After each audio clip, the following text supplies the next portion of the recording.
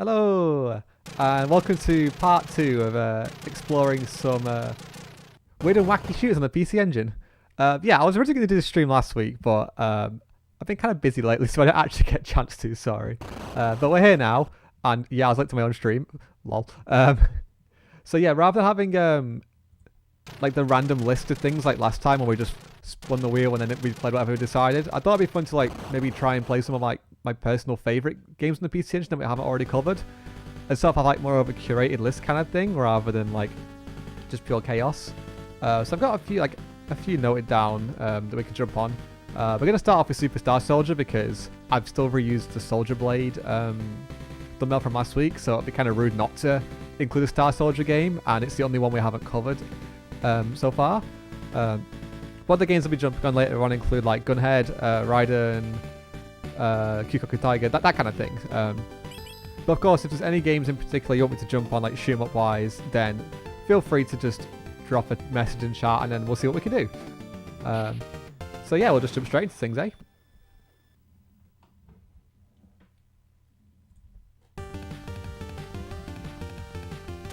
This game in particular is like...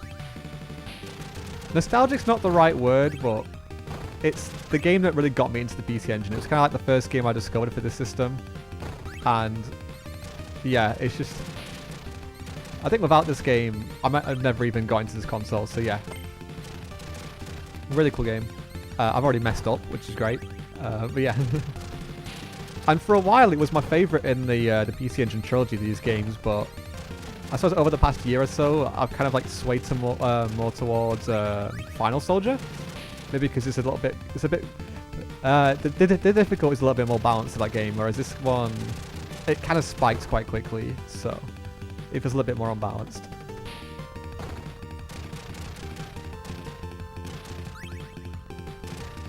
There's no denying though that the stage 1 music in like this game is just iconic though. And finally in stereo, because the last time I played this game on stream was like, what, 2 years ago? And yeah, we couldn't hear the music properly because of my dodgy audio cable. So definitely a lot better now. And I forgot that I just realized I can use Turbo Fire to rotate these around more quickly to make your shield better. Which is definitely nice. Although I've just collected another one, so you don't actually need to anymore. Yeah, the music really slaps in this game.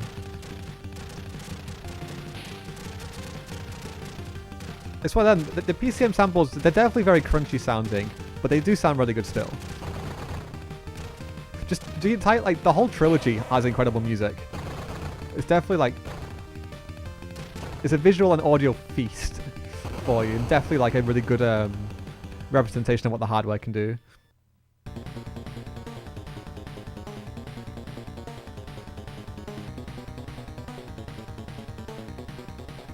Yeah, this is where it's definitely good to have like the little side like option units rather than the missiles to help block out these little bubbles that shoot at you. Although I still managed to get it anyway, so I just sort of made my point null and void, but yeah. Usually it's alright.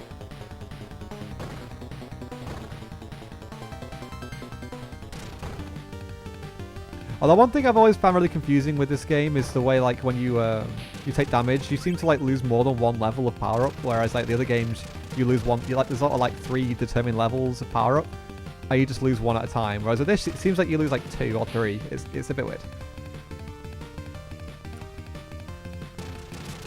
Yeah, the original Star Soldier game was on it was on the NES. And it was also on the Sega SG-1000 as well, and the MSX. But it's not great.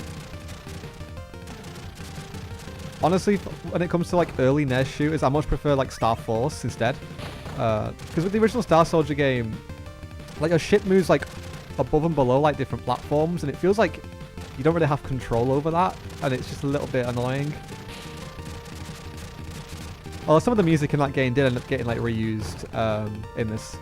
I think on like the caravan stage mode and stuff like that.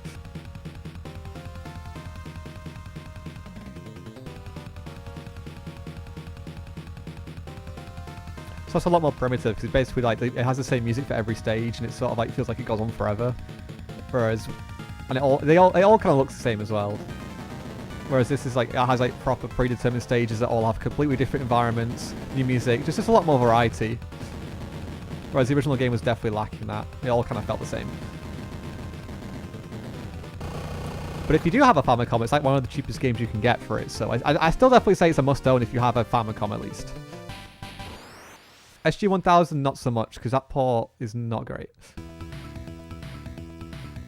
Although I'm not even sure if that was actually like released in Japan. I might have been one of the Thai ports. I can't remember.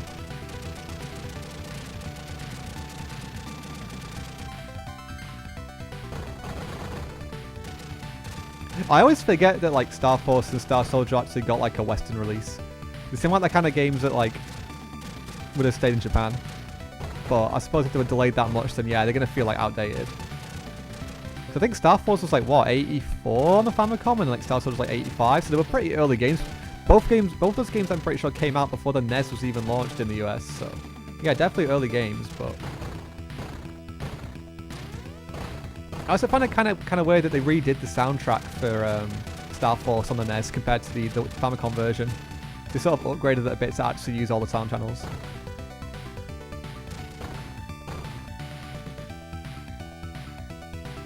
I'm not quite sure why they bothered to do that, but it's a nice change.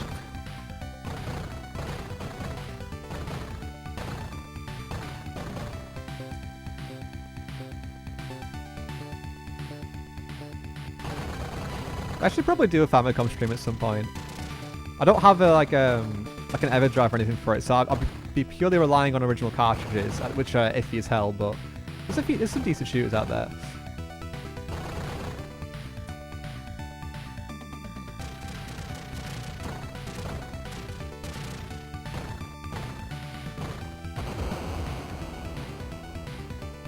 Yeah, it's kind of like what, 5 years between Star Soldier and Super Star Soldier? You'd think they might have gone with a different name rather than using the same IP. But I guess it'd give them an excuse to reuse the music.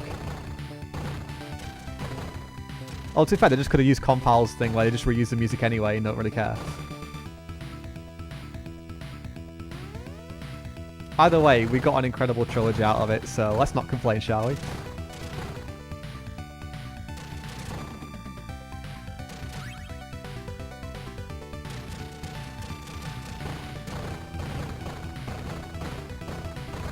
Yeah, the games are really pricey these days. Unfortunately. I managed to pick up quite a few hours in Japan, but like back in the UK now, it's just impossible to get reasonably priced games. So I've just sort of set to like the games I bought over there are going to be like the only ones I actually have physically, and then just use my EverDrive for everything else.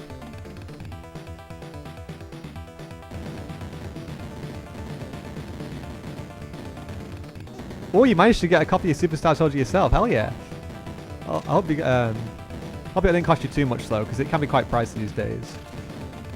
Still not as bad as Soldier Blade. That is just ridiculous. But yeah.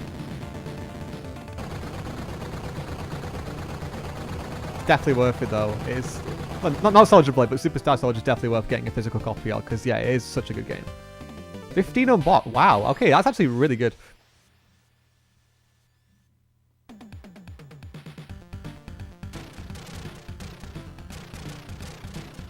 Anime music to the PC night. So I did one from a BL anime a couple of years ago. It's an anime called Given, a music BL. And I did like one of the main songs from that on the Master System. I tried to include like the video, like the clip from the anime, but like Sony Music like kept blocking the video, so I got really angry and then uploaded it on Google Drive. And then I did something from a BL visual novel as well. So I guess that's kind of counts as anime. Did the title theme for that on the Mega Drive. As for vocalized stuff, it's not really a genre like I listen to or I have much interest in, so I'm not sure if I'll end up doing anything like that, but you never know. I definitely need to do some more PC 98 stuff though.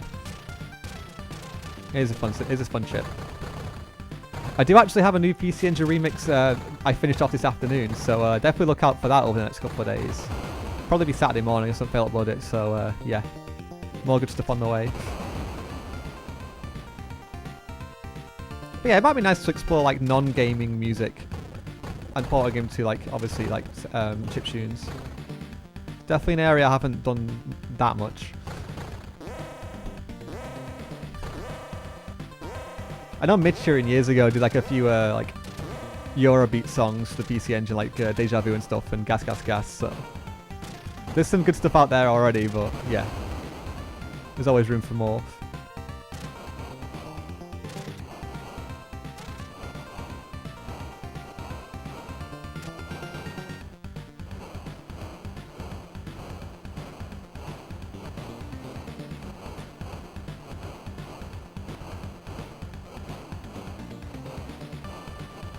Okay, trying to avoid like the little bits that like get flown out from the flames is always awkward.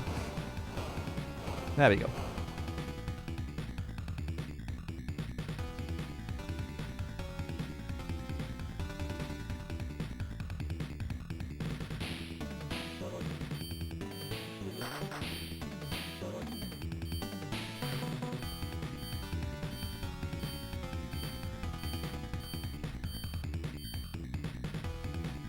Oh my god, those grey bullets are actually quite hard to see there. Definitely got to be careful with them.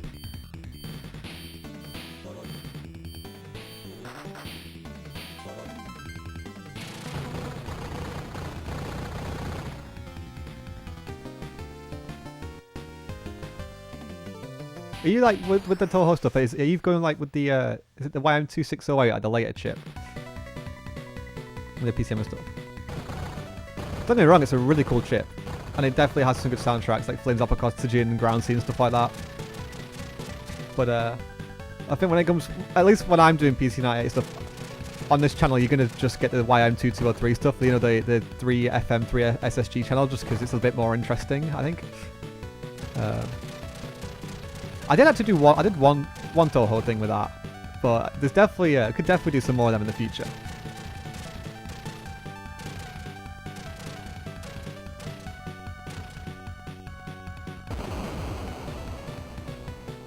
Those little green things are always awkward as well because they move like in kind of random directions, so it's quite unpredictable to try and dodge them. And they just sort of crash into you sometimes.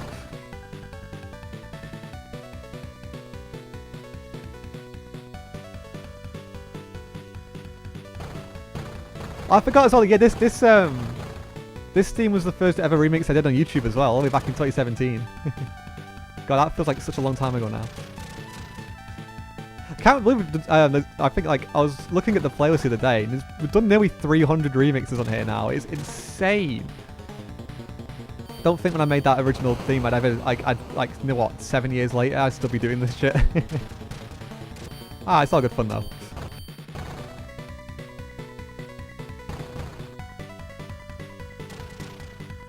Maybe I should try redoing it to see how far I've come. I did that with the Ease one last year.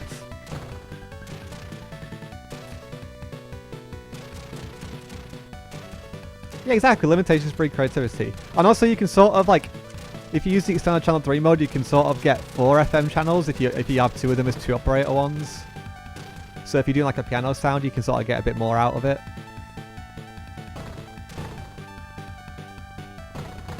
And yeah, it's not really, it's quite well known, isn't it, that the PC98 library is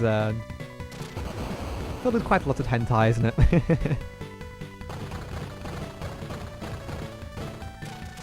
I guess that was just NEC speciality, especially when they gave up on the PC Engine and were right, PCFX time, what we're going to do.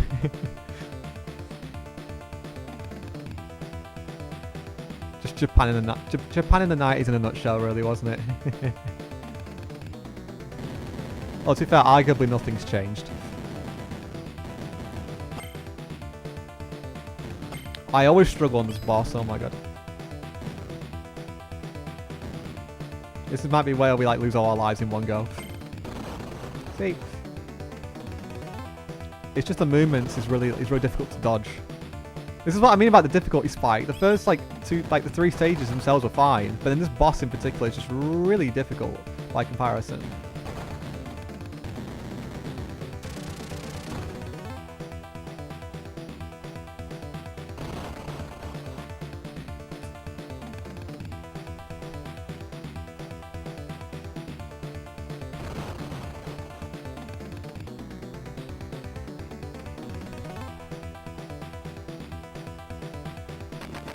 There we go. We just about survived, but I get like a sitting duck for the next stage.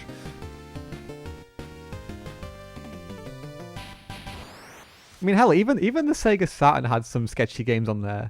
I remember like getting absolutely shocked like by a couple of games in Book Off one time. And I was like, it was just some random Mahjong game, and you look on the back of the cover and you just see anime tits. And I'm like, what the fuck is happening here then? Japan is just weird.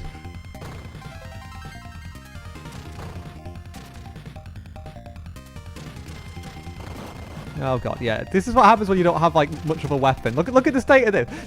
This is what I mean with the difficulty spike with this game. Like, I love this game, but this is bullshit.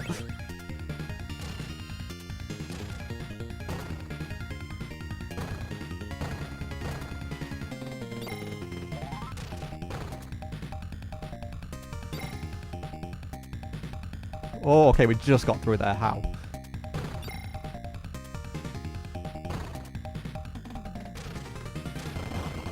God damn it. I mean, you do have a point with that, yeah. It's either going to be a Mahjong game or like a sliding puzzle game or something, or maybe even poker if you're lucky. Okay. Wait, why did it reset us there? Huh?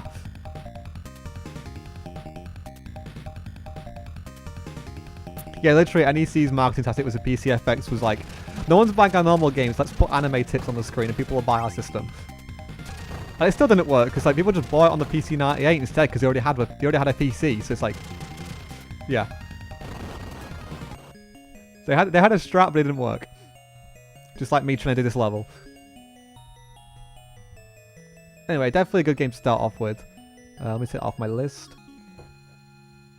Okay, I just realised there's one game I've not put on my list that I forgot about, so we'll jump on that now. And that is Galaga 88. Because that one's definitely a good one. So we'll jump on that next, why not?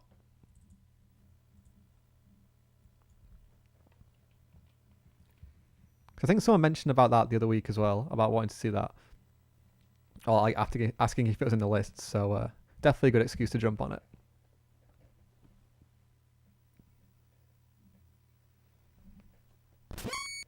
This one's like obviously very early game for the system if you think about it, but a really good one nonetheless.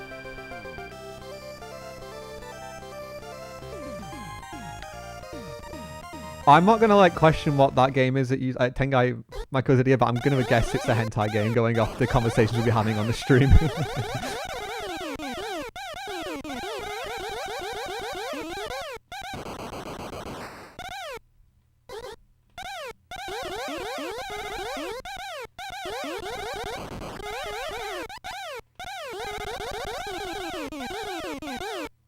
Wasn't like a weird like add-on to the I could be getting this wrong, but didn't LGR feature like a PCFX thing where you could play it on your computer? Actually, no, that was the 3DO. Ignore me. Okay, fair enough.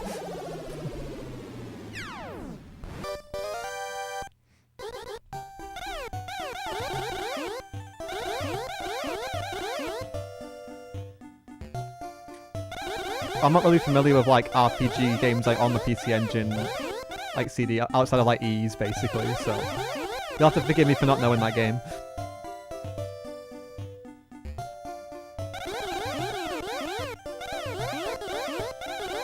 I guess the one good thing about the PC Engine like CD not having copy protection is that it makes it a lot easier to play these fan translations on stock hardware as well, so definitely got options there.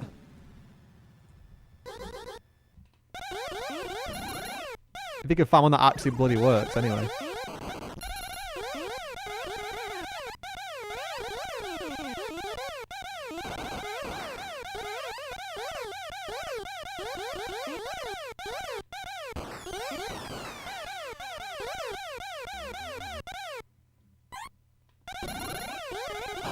Oh, damn it.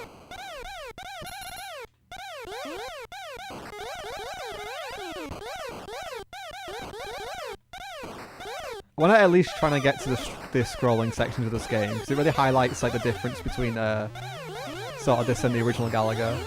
Because what we've got so far is pretty much the same as standard Galaga, just with fancier graphics.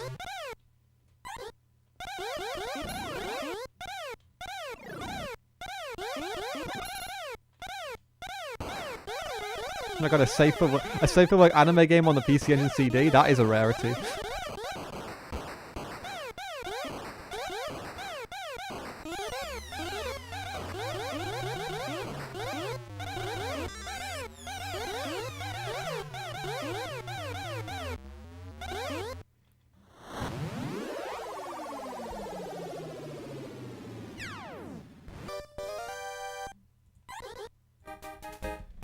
You gotta love the classical music, like interludes as well with the special stages. Kind of mad.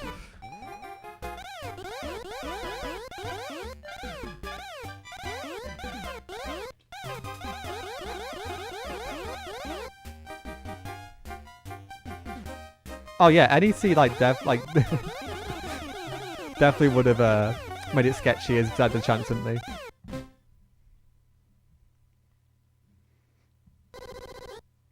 It was definitely a crazy era for gaming, wasn't it? As the graphics started getting better, people were like, we can make porn on this.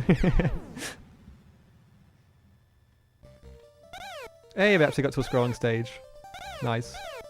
It's kind of weird though how you still can't move up and down. You're limited to just left and right movement, so it does make you feel quite vulnerable at times when going through these sections.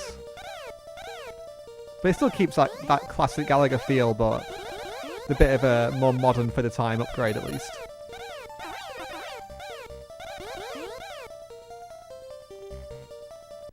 And you just go back to normal again.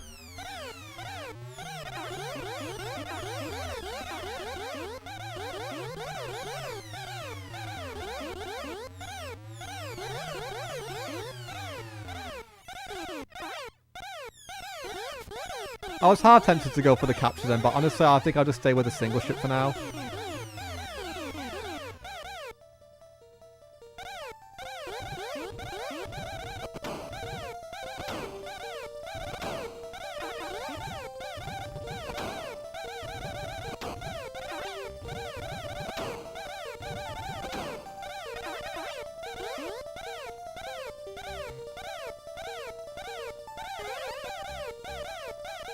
I have tried Dragon Saber actually, yeah, it's a decent game.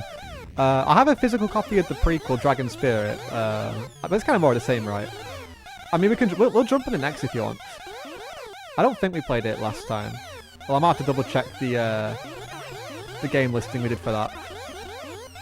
And yes, they have a spread shop. Yeah, it's an arcade game.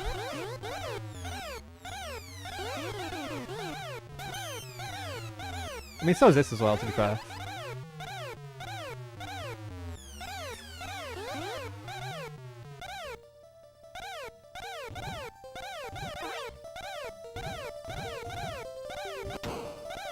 But yeah, it's definitely a shame that NEC died off with the whole gaming side of things, because obviously the PC Engine is an incredible system. But at least with the console side of things, it obviously went very much downhill with the FX, and then I guess as more and more people started to move over towards Microsoft Windows over there instead of like PC, instead of DOS on the PC-98. It was kind of like the final nail in the coffin, wasn't it? I know you can get like Windows 95, like PC-98 systems, but it's not the same, is it?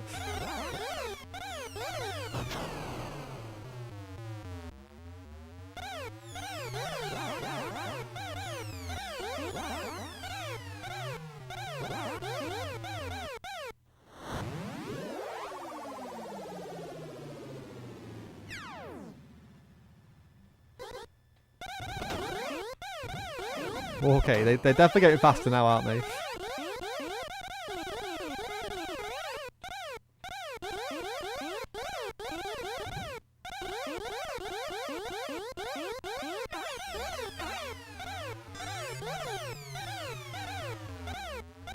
It would be really nice to get an extra life about now, but I don't think we're going to get one, are we?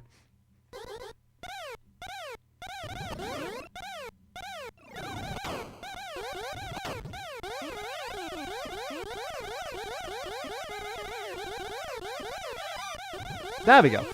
They actually listened to me for once.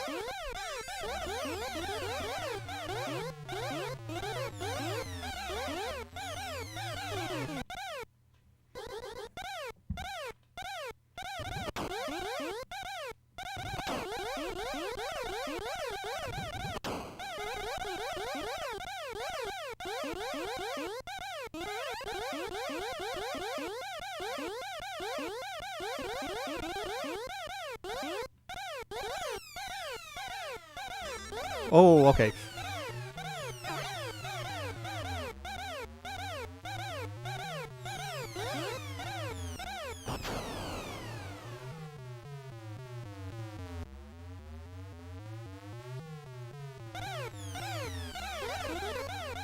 We're gonna get a bonus stage anytime soon. There we go. Did feel like it had been a while.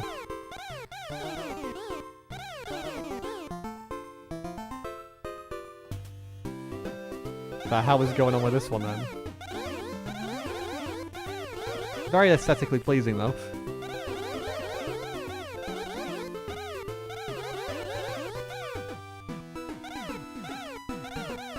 Oh my god, what's going on there? Ugh.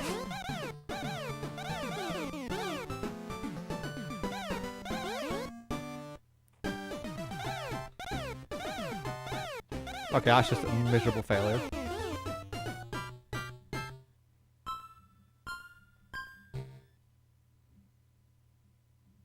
Okay, PO not being on the MSX2 is definitely, yeah. That'd have been great.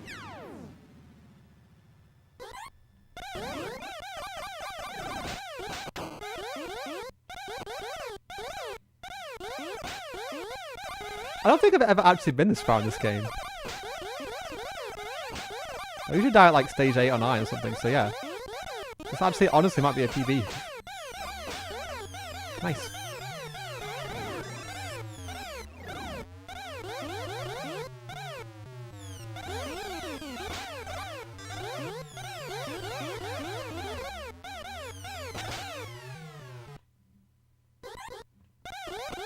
Oh, it's so fast now, though. Sheesh.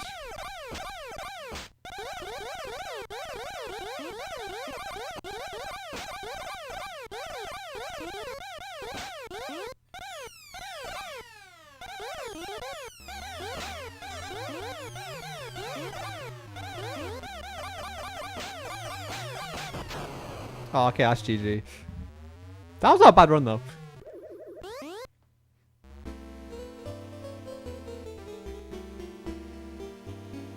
Yeah, I'll definitely take that.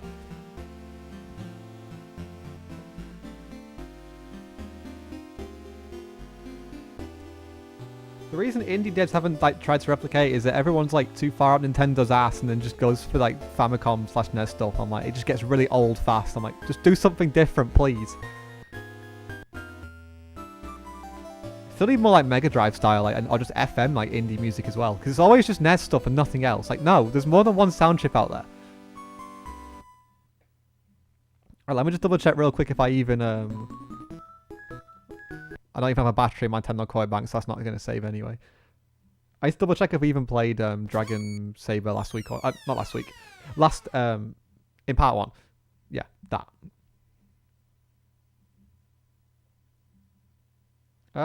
No we didn't. We did Saint Dragon, which is something completely different. Yeah, sure, we'll jump on Dragon Saber next. Why not?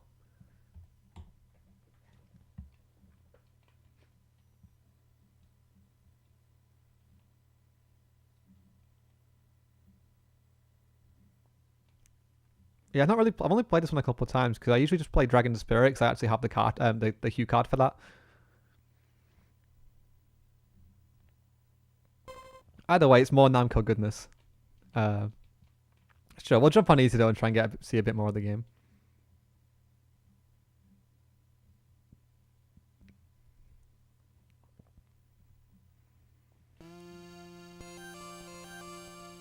Yeah, the thing is, like, sure, you have the argument with gem stuff now, but like it's 2024 now, and there are so many modern tools available, like Furnace Tracker, to get music, to like make decent sounding music relatively easily. So it's not, honestly, I'd argue it's not that difficult to get started. Especially if you use like the demo songs to like help you out, to like figure how things work.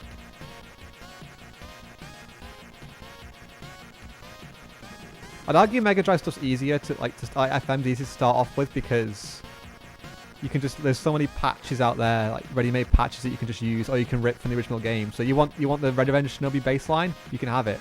You want like whatever the Sonic like Green Hill Zone like lead melody, you can have it. You don't have to like worry about actually making the patches. They're just readily available. It's just putting everything together yourself.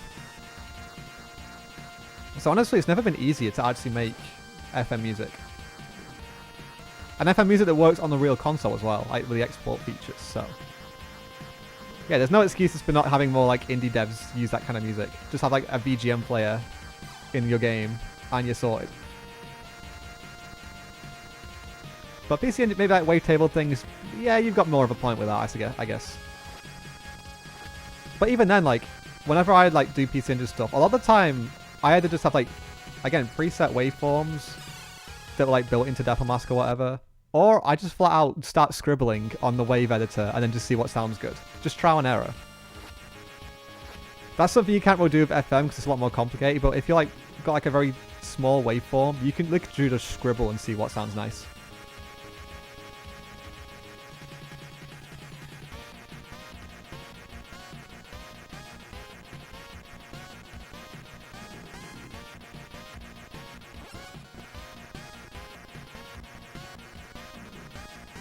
To be fair, you can get decent sounding like FM drums without samples as well, so there's still plenty of options for that, and you can get a wide range of different sounds. Samples are always going to sound better, but yeah, if you're worried about memory and stuff like that, then definitely go for FM style drums.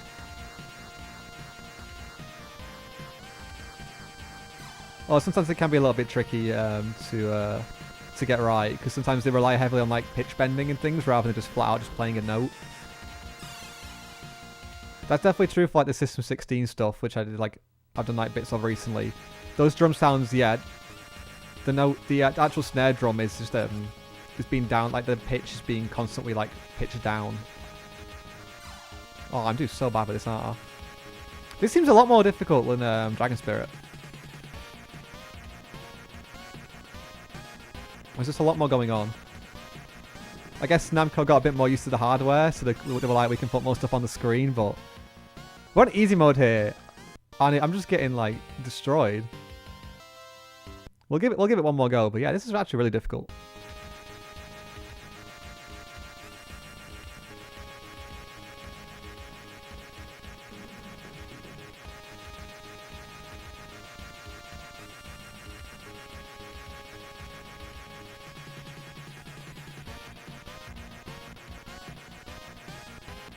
I think the problem with like the Dragon Saber and Spirit games though is that your dragon is really big on the screen, so you have an absolutely massive hitbox, and it definitely makes things difficult. Usually these kind of games, like you have a really small ship that you can like dodge out the way of, but you've got this massive, chunky dragon in the middle of your screen that just fills up half the screen. So trying to maneuver around is less than ideal.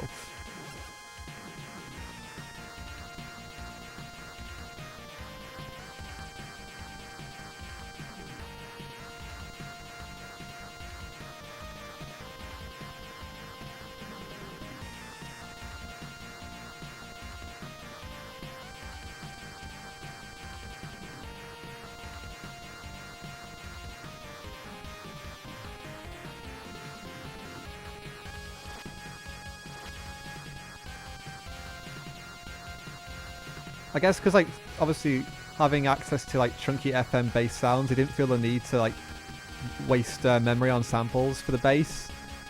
Whereas, obviously, with the NES, the bass, like, the pulse, the triangle wave was very, very limited and a bit of a bitch to use, so they actually wanted, it was more about a necessity than anything else, I feel like, with Sunsoft.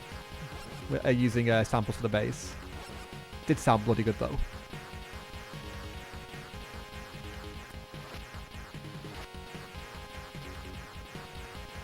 Although there's a guy that I can't remember his name that redoes like a lot of Sega arcade games to the Mega Drive with that 4-channel PCM driver. Is it XGM driver or something? And some of like their remixes, they actually use samples for the basses for that, like in Afterburner and stuff. Very impressive stuff, actually. Just like mixing 4 different like channels of PCM into one channel, like in software. Don't think it'd be very practical to use in actual games, but from like a technical standpoint, in terms of like audio, it is really impressive. Because it makes like games like Super Hang-On, Afterburner, Aaron, etc. sound basically arcade perfect.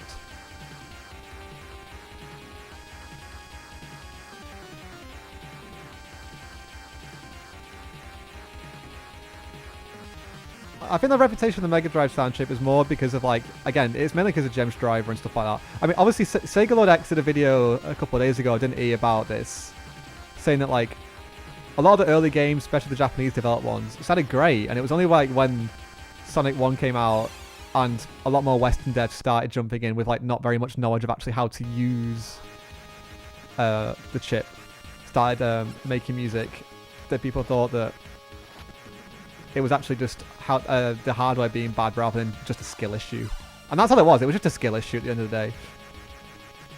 Because like I mean, yeah, the Gems driver is shit, but there was some actually half decent sounding music on it.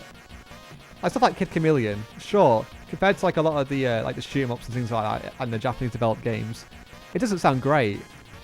But on its own merits, it doesn't sound bad.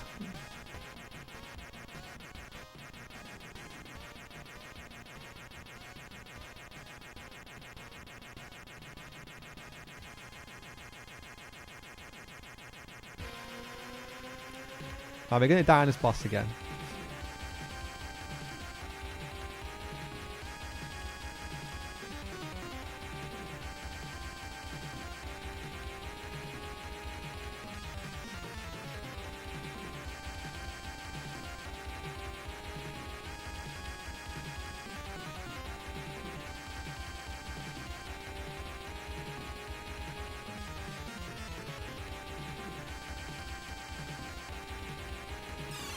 Oh my god, are you kidding me?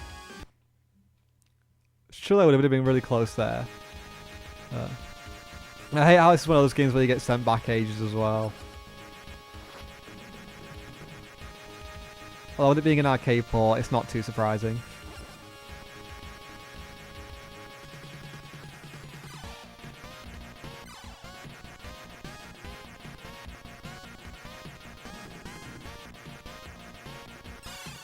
Okay, that's a GG. We're going to play something else now.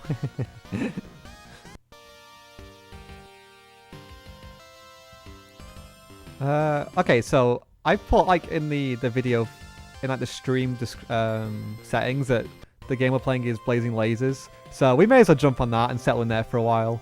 So we can actually take that off the list. Although this being the Japanese system, we're going to be playing the Japanese name for it, which is Gunhead. But it is the same game.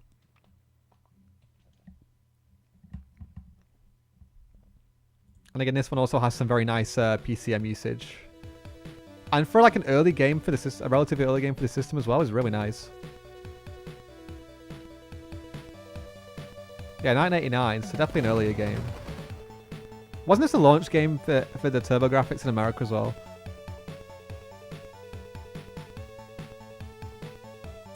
It's definitely one that appears in like a lot of like best of PC Engine game lists as well.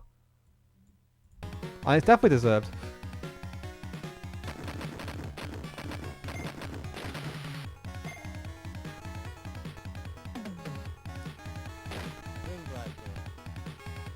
God, I'm just getting used to like how much faster you move in this game compared to what we just played. Also, there's this screen like scrolling left and right. I always find it a little bit irritating with this game, but it's alright.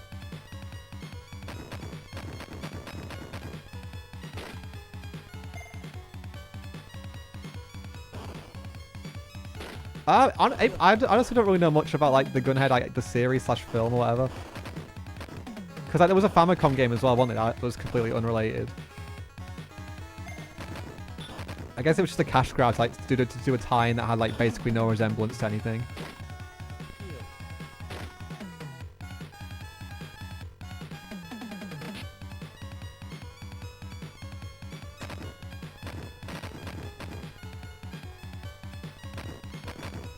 Oh my god, yeah, imagine this as a pack-in, that would have been great.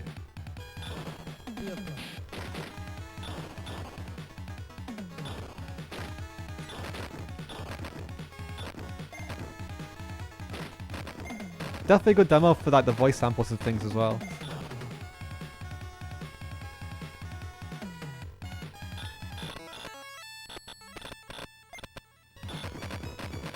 NEC with Sega levels of stupidity with their business decisions there with a packing title. It's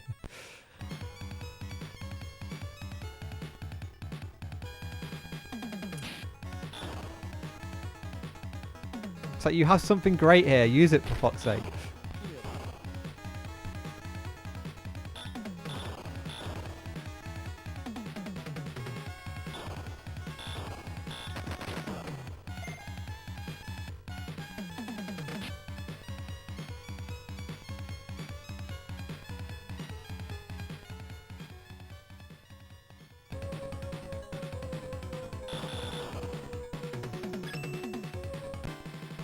Yeah, the shield in this game is honestly very overpowered. I took a hit there, but it's fine because it's a shield.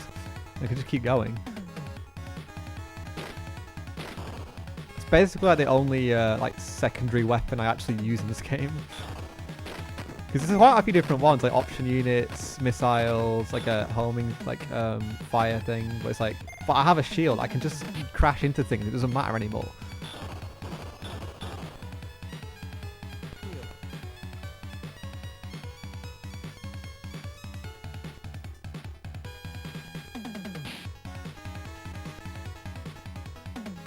I know some of the power-ups in this game can be a little bit glitchy on capture cards sometimes as well, because like the flickering, so... This should be capturing in 60 frames a second, so hopefully it won't be too glitchy and should look normal, rather than like half it being missing. It's this one now. I think it's a little bit glitchy. Yeah. Sorry about that. It's always a difficult game to capture. Just any game in general that uses flickering for like graphical effects, it's trying to get to line up properly is always difficult.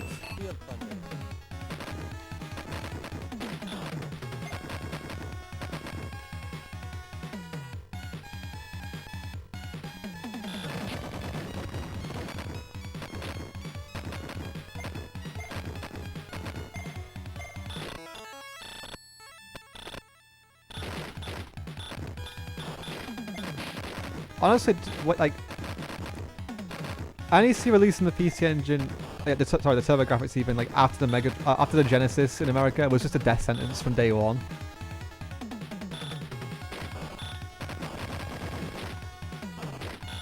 Like you don't release a console like with less like power afterwards. It's just gonna be a bad idea. Especially like during that era when obviously technology was advancing very quickly. And it was like, oh, there was the bit wars and shit, and it was just like, yeah. Not that the PC Engine can't hold its own against the Mega Drive, because it definitely can, but certain aspects of it were definitely more limited. Especially when it came to like the size of the hue cards and things, and ow, that is... Dying in stage 1, that is embarrassing with this game. That definitely caught me off guard.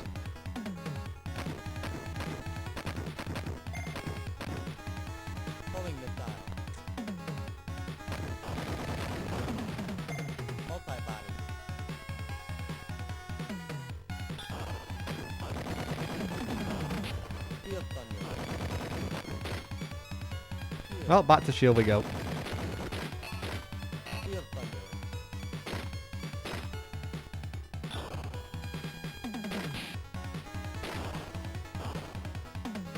Yeah, like having like maybe like some more bullet hell style games. Heck, maybe even like a couple of like early Toho games could have made it on the CoreGrafx in like an alternate universe. Imagine that.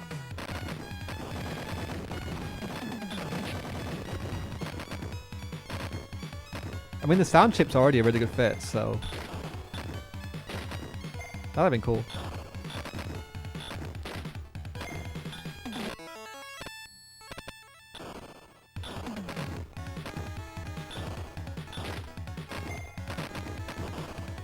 I just realized we got sent really far back, didn't we?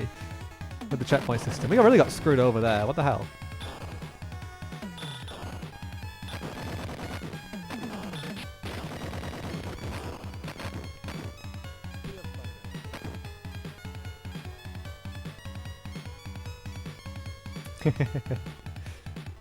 One can dream, eh?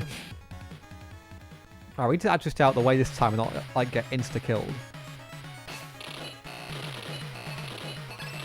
It's because the shield expires like right as you get to the boss.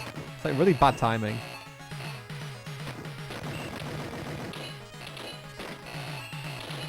Please just survive. There we go. Oh, I got the wrong power up though. Shit.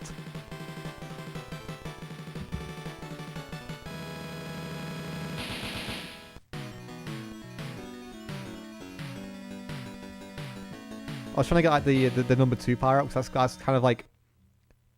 It's weird, with this game I usually use number 3 for stage 1 and then stage 2 onwards I just use number 2. And that's about it. That's just sort of my go-tos. Don't know if that's like the best strat, but it usually works for me. I mean, I've never actually been able to complete the game in its entirety, but I can usually get relatively far that way, so I don't know. How far we'll get tonight, though, it remains to be seen. I think when we get to like stage 4 or 5, I'll be happy. Oh, god damn it.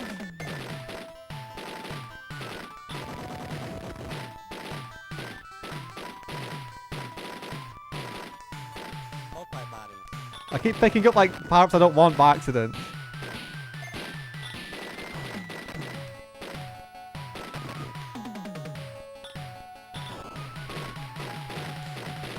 I want to read chat, but there's too much going on.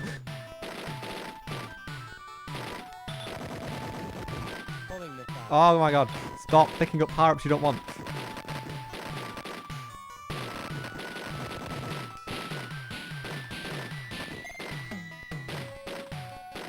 Where's the shield at? Yeah, you do have an interesting point about the CoreGrafx potentially replicating the CoreGrafx. I honestly have no idea, so I can't answer that one, sorry, but definitely an interesting one to ponder about. And I just dodged the power up I already have. What am I doing? Right, fuck it. Power up 3, that'll do.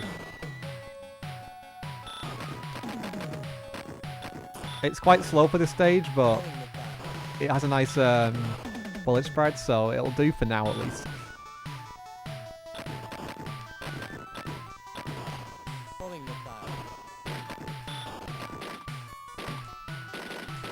Shield! Give it to me.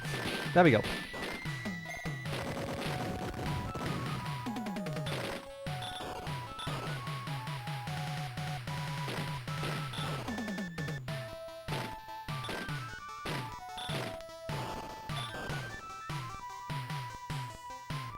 What, is it glitching on your screen, or is it just because there's just a lot going on?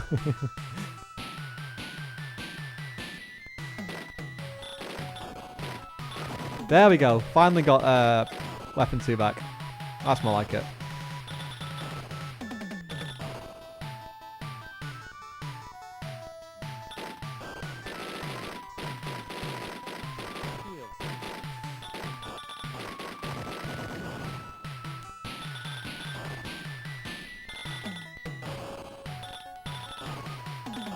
Yeah, there's so many what ifs, isn't there, with all these different companies sitting here in the late 80s and 90s. It's even more annoying with what Nintendo's doing with emulators at the minute, bitching at Yuzu and stuff like that, and they're just killing stuff. Like, why the dickheads have to win? Come on. Can we just enjoy our games, please?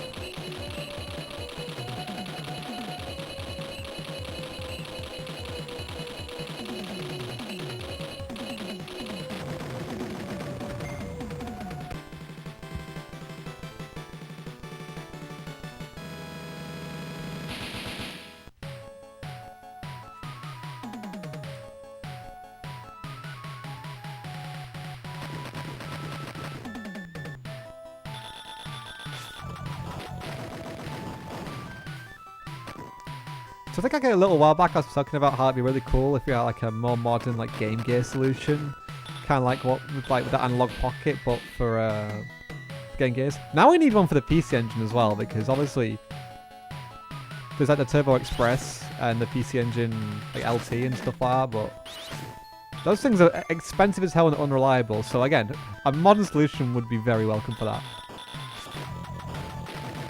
And again, like the cartridge is already a perfect size. So, analog, please make that.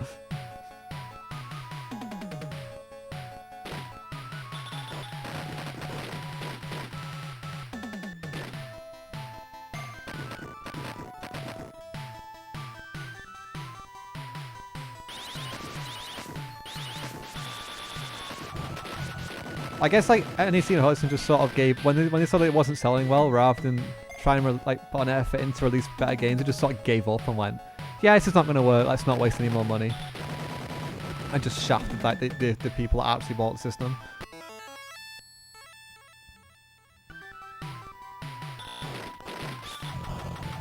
In a way, it's kind of like what Sega did with the Saturn. like really so well in Japan and then did really bad in the West, and then rather than actually like release good, like all the good games, just went, nah, we're not gonna bother.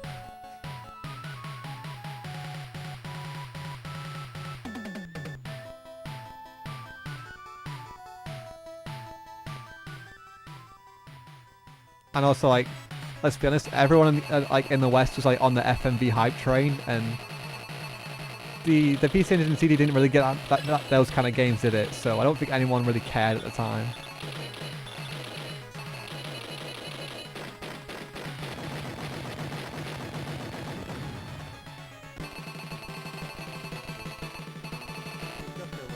I'll have that though. Nice.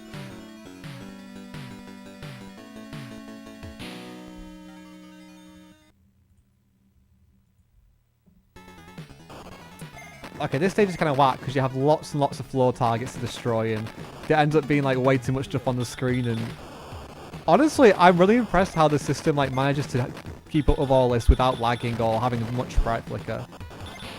Because there is a lot going on here.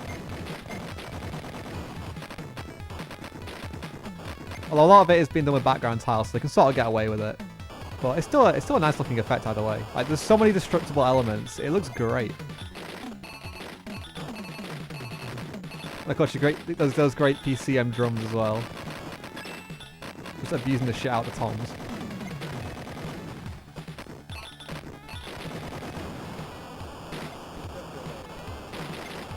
I mean, this was the stage that we used in the there was a special version of this game called like Gunhead like Caravan Edition or something like that, which is like a 5-minute again caravan shooter, and that used this stage, and it's kind of not hard to see why with the amount of destructible elements, you know, for like the high score based side of things.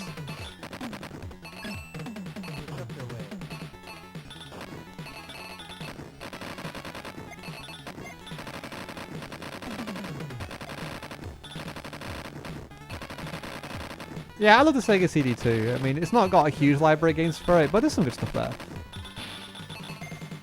I think like core design definitely carried the system there in terms of like actually utilising the hardware, because Sega themselves often didn't, which is a shame.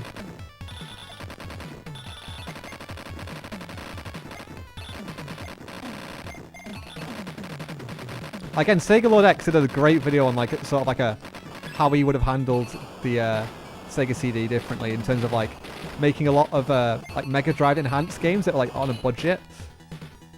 And again, it's like another alternative timeline where, yeah, the Sega CD got like loads of cheap Mega Drive ports, but they actually improved them rather than just, you know, slapping a bit of music on and going, bam, new game.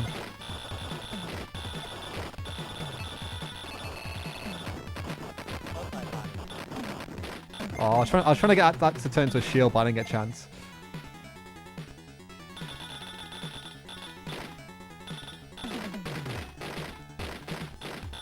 But yeah, good luck censoring all those games. Especially how strict like Western like publishers were back in the 90s as well.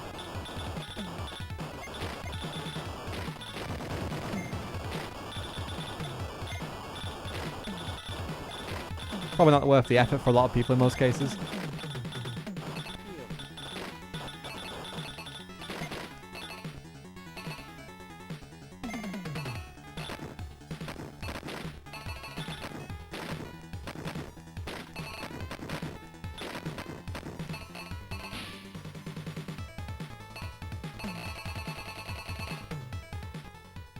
Just go. Oh, I've got it wrong. Shit.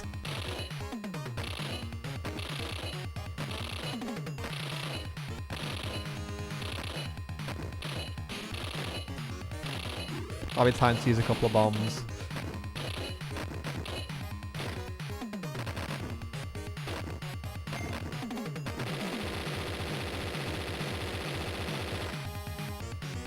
Hey, how are you doing? Yeah, well, actually on the game I said I was going to play on the stream, so I did a thing. And we're actually making decent progress, which is a rarity for me. These kind of, I'm streaming these kind of games. It's definitely up there with the best on the system when it comes to not only shooters but games in general. Ace is a really solid game. I just wish it wasn't so expensive.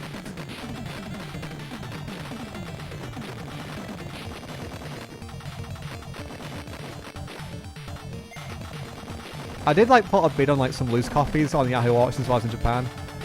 But I was bidding like 20 odd quid and stuff like that, but I still couldn't get a loose copy for that price. They usually go for about 30-ish quid, I think, over there, and then a box copy is more like 60. So yeah, definitely not cheap.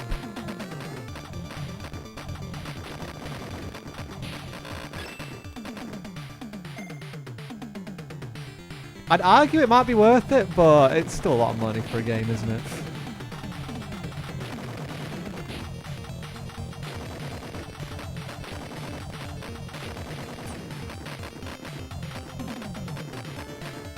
Oh, I was trying to avoid it, but I didn't get the chance to. Never mind.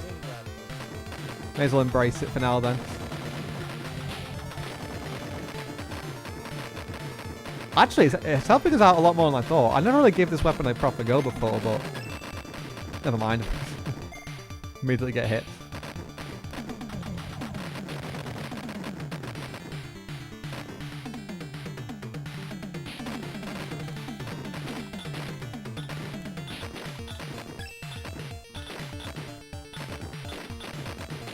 I'm not actually sure what game like caused like video game rankings to be a thing in the UK.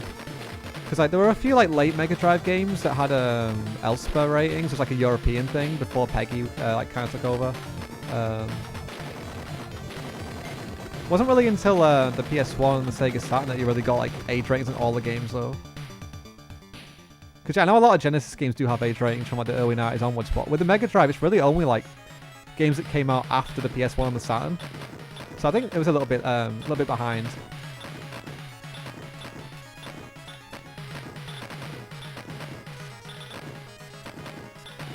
I won't be surprised if Doom was like the culprit more than Mortal Kombat.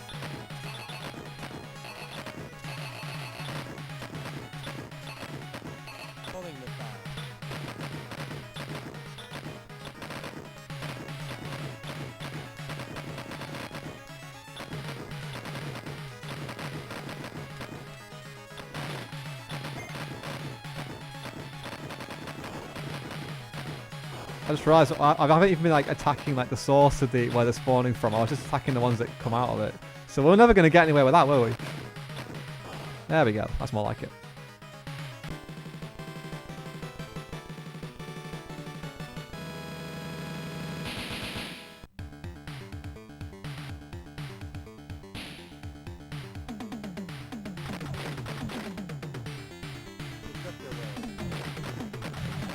Although having number 2 power-up definitely feels a lot more familiar now.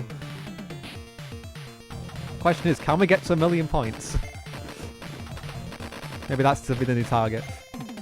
Oh, thank you, Shield. How I've missed you.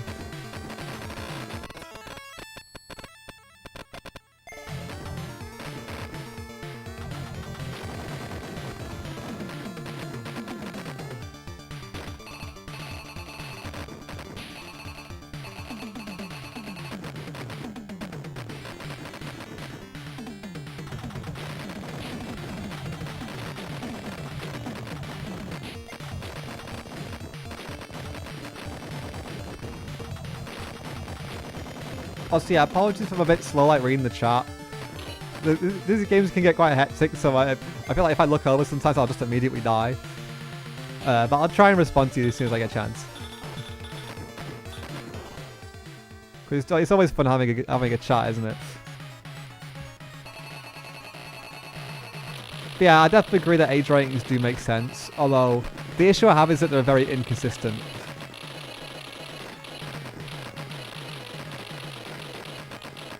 Yeah, at least it's not bullet hell. I mean, I'd be quite happy playing a bullet hell right now. I mean, maybe we should do a Toho stream at some point. Just play the PC ones.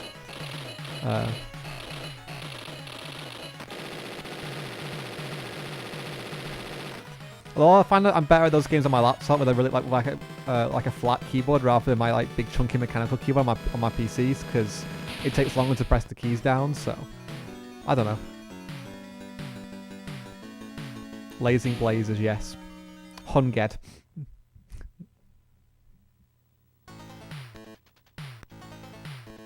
Okay, I think stage 5 is usually where things kind of like go tits up for me when I play this game. So expect things to go wrong. That music reminded me, like the ominous music.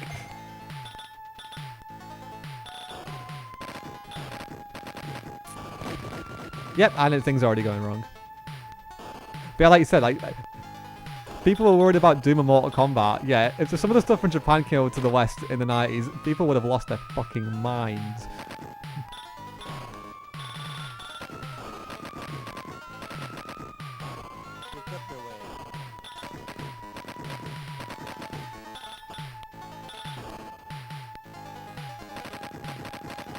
Also, like, wasn't there like recently a thing with Steam as well, where like, you can like hide if you're playing adult games? It's like they know what people be doing when they're on those games.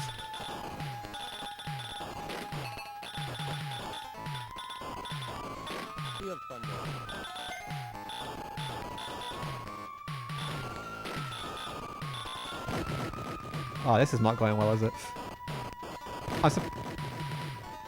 I was literally about to say, I'm surprised I wasn't being sent back to a checkpoint, and then I immediately died again and got sent back to a checkpoint. Well, at least I answered my own question. But yeah, I do feel the end is nigh with our progress in Gunhead here.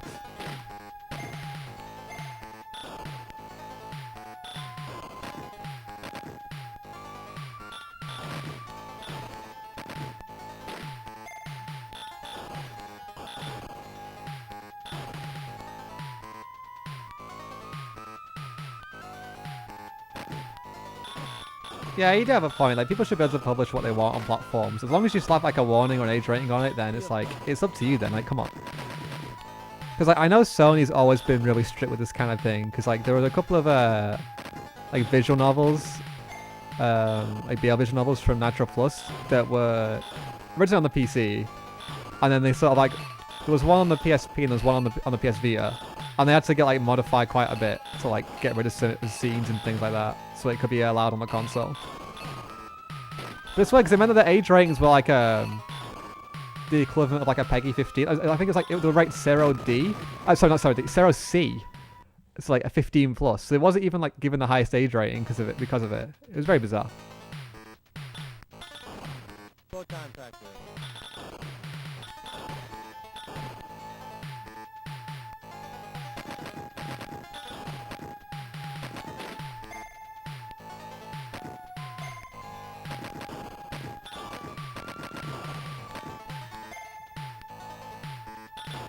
Yeah, Squiggle Laser go burr. Although it's not helping us out enough here, is it? We are really struggling with the stage. This is why getting sent back is annoying, because you just do the same thing over and over again, and you keep getting it wrong, and you slowly go insane. And that's how I feel right now.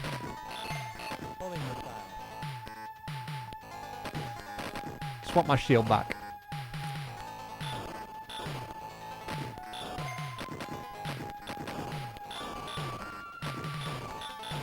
Honestly, I don't get what Sony's problem is. Just let people enjoy their games.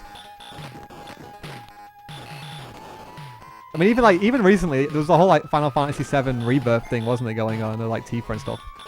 Like, just chill out. It's a game. Why is this a problem?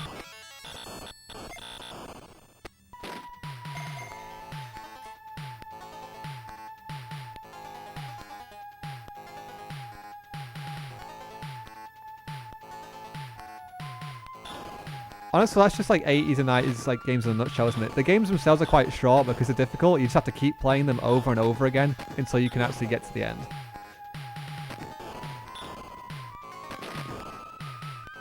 But like, when I've done the first few stages like 100 times, it does kind of do your head in after a while. I'm not gonna lie.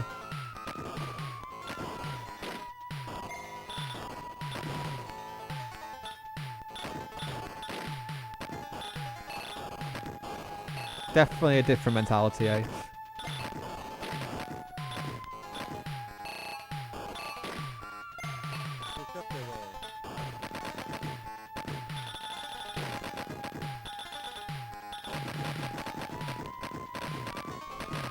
Oh yeah, you actually have a... I forgot about that with The Last of Us 2, yeah.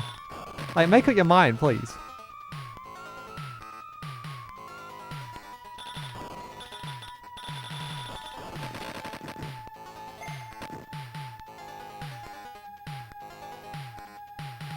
Like, it's fine if it's a first party title, but if it's from a third party, it's like, no, not allowed.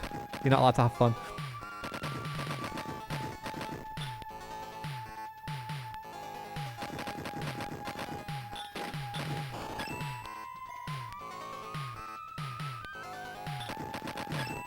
Oh god, this shield's getting fucked here, isn't it?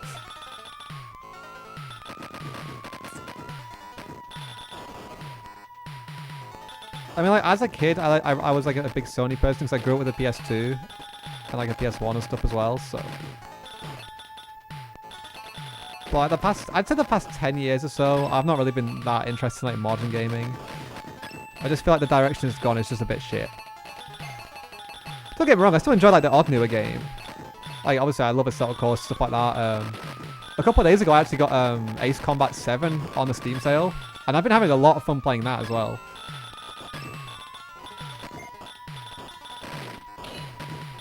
But like, on the whole, it's just not great, is it?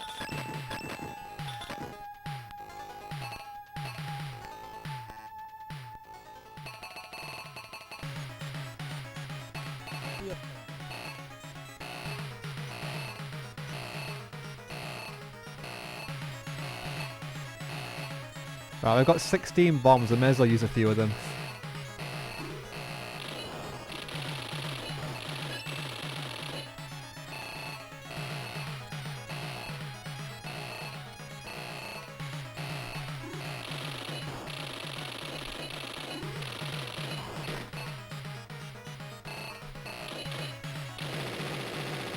That'll do nicely.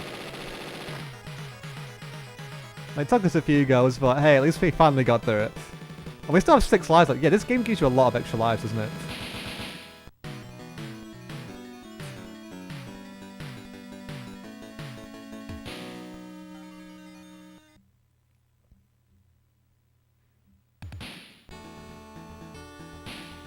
No, honestly, the biggest problem with like modern games as well is like, it just takes ages for stuff to install, and then even if you're playing a single player game, you need an internet connection, and when the servers go down, it's just like, just let me play my games, please.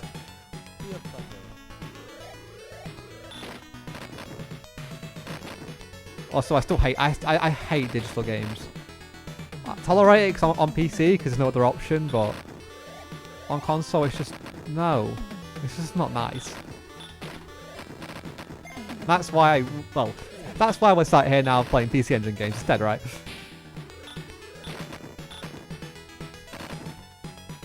Sometimes simple is better.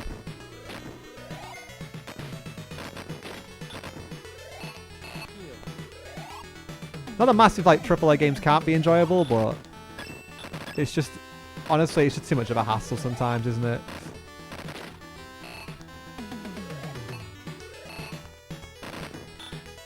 But I guess that's why like a lot of indie games are that's like more popular than they've ever been, because like sometimes people just want something a little bit simpler or just more pure they can jump into rather than, again, have the hassle of installing things and whatnot. Just something you can sit back and enjoy for a little while.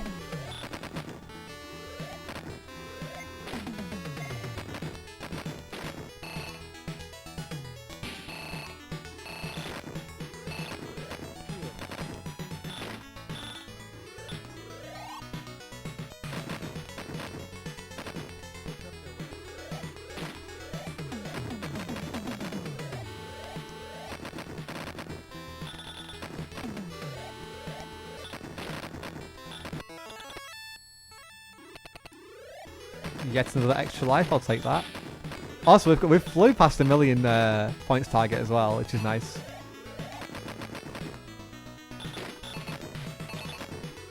I guess the next target now is to hit 2 million, but that might be a stretch too far.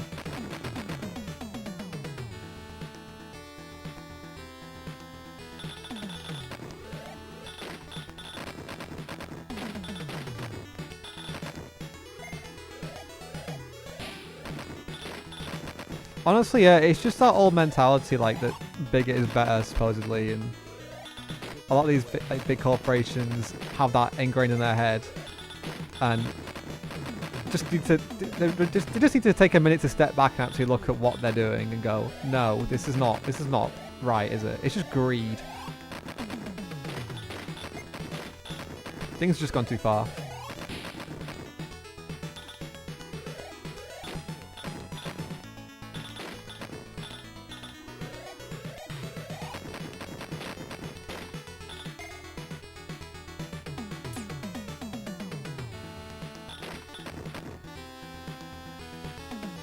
Yeah, people that make new peripherals are something else. I mean, I don't really have any like modern peripherals for like these old consoles, but the Vectrex in particular is probably like the best one I can think of when it comes to like having new peripherals for an old console.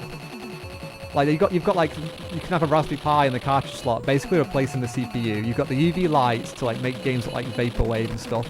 You've got actual like replica asteroid controllers, trackballs. There are so many incredible peripherals for that system, which I own none of.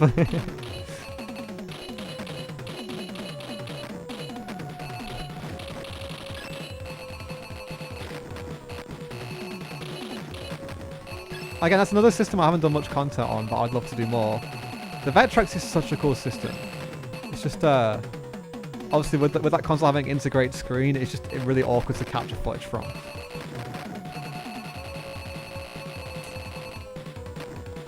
And of course, yeah, Commodore's always had a mega community, especially the demo scene.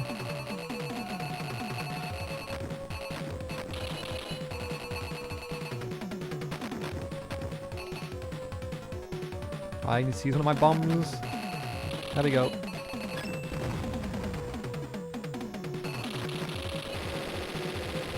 Whew. I've seen like a couple of photo shots in the past where people have made like a Vectrex look like a Mac and vice versa. Or like a Vectrex with a horizontal screen rather than a vertical screen.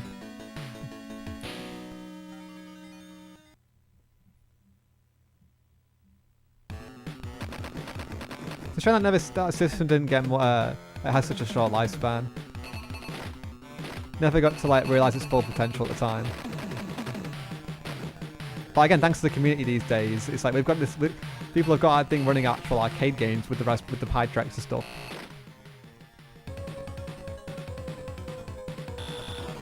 But again, it's just crazy expensive to actually collect for, unfortunately. And my god, the controllers are a fortune.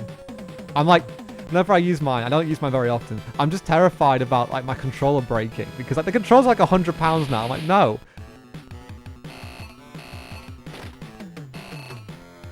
I need to get one of those like adapters where you can use Mega Drive controllers instead.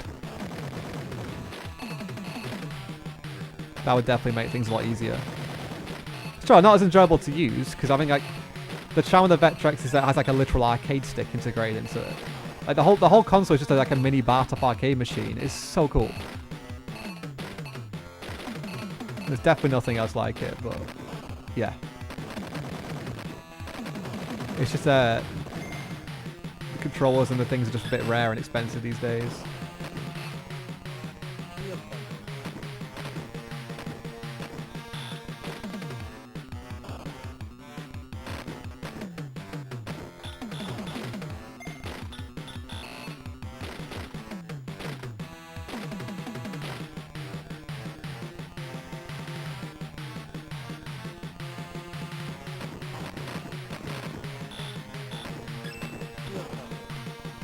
Oh, the bullet. It's definitely getting more difficult now. These bullets, rather than just like pointing in one direction, they're kind of weaving around a little bit more, aren't they? Very awkward.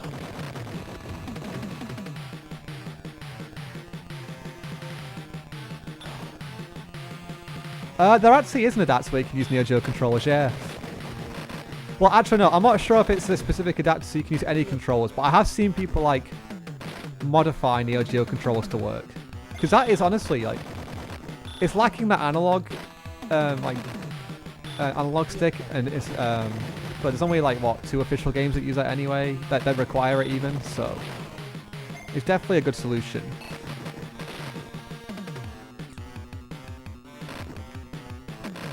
I've seen people like modify like NES controls as well, like where the start and select buttons are buttons 1 and 2, and then the A and B buttons are 3 and 4. There's a lot of like hacked together things, but I think having actual adapters where you can plug like or modify controllers is definitely a better solution because obviously if your controller breaks, you can just whack another one in.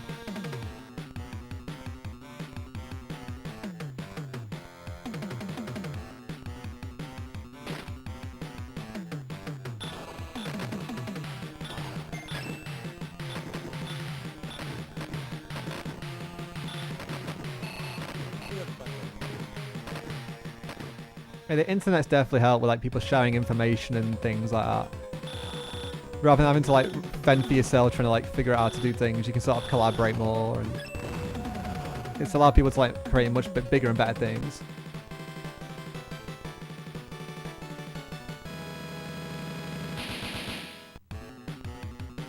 Oh, I was kind of half hoping that would be the end of the stage there, but there's usually a cheeky mid-boss in the way, isn't there? Oh, we are struggling now, though. Yep. As soon as you like you lose your weapon, you're actually fucked.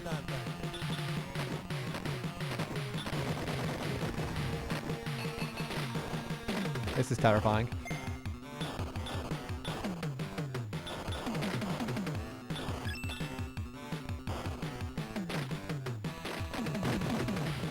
We're gonna get sent back? Yeah. That's a shame. How far have we gone back though? Fucking hell. Oh, we didn't even get the power up either. This might be where... this might be the end for us then. Yep. Oh, it's going so well and all.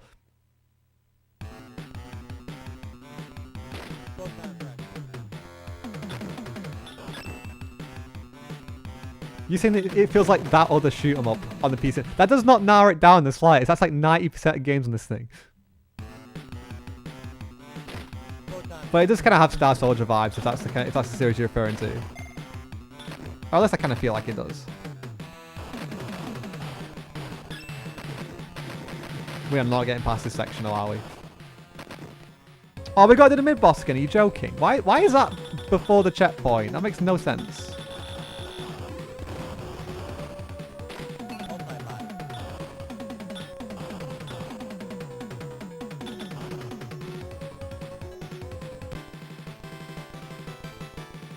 Alright, take two.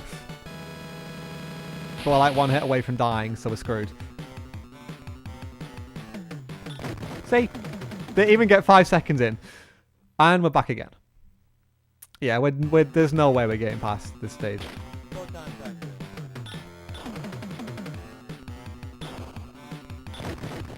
Oh my god, kill me. Well, it is killing me, but yeah.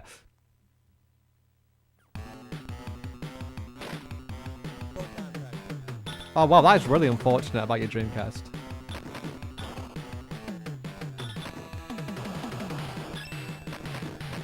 Sorry to hear that. Are there like no other options you have with that then? I know you can like run stuff through like the serial port on the back with like SD cards, but I know it's like really slow, so maybe that's not practical. I guess your only other option really is to try and buy another laser maybe? Wow, this section has really fucked us over, hasn't it? What a shame. But hey, I mean, I was saying I wanted to try and get to like stage 5 or whatever. We got to stage 7, so not too bad. But I've still never completed this game, so that trend is going to continue.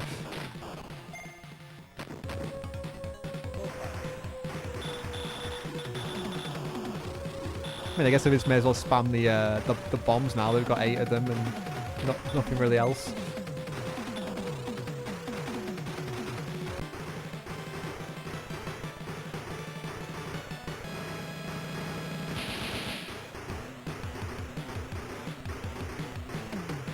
I mean, was the fix like you just try like adjusting the pot so it sort of like tries to fix it, or was it something else? So I know like I read about that with Sega Saturn stuff and things like that.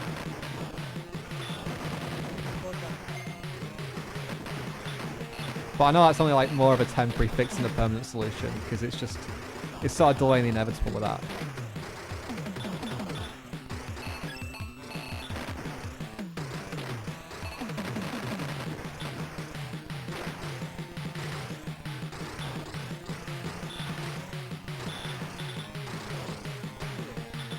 Oh my god, we actually got a shield for once. We actually need that so much now at the minute.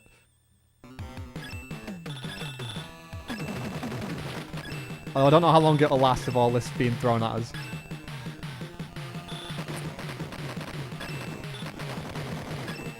Ah. Oh, but yes, this is Blazing Lasers if you're just joining. And you missed us dying like what 6, 7 times at the same bit. So yeah, that was just pure pain and suffering.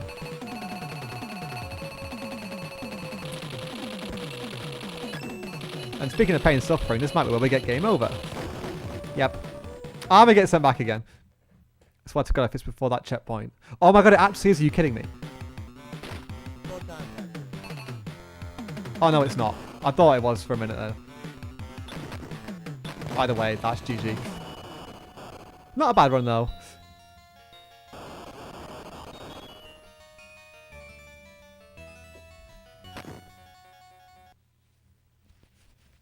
Alright, what's next? Okay, there was one game that I can't actually remember the name of. I just have it written like on in my notes as C Dino Game Thingy. So we'll try and find that. But it was like a really, I guess one of the more obscure ones where you have like a little dinosaur. It's more like a cute 'em up. Were you timed out? I don't know. Yeah, your message is showing up for me. So I'm not sure what happened to you there. I know like there is a timer, like there is slow mode for the chat, but you shouldn't have been timed out for any reason. Right, I need to remember what this game's actually called now then.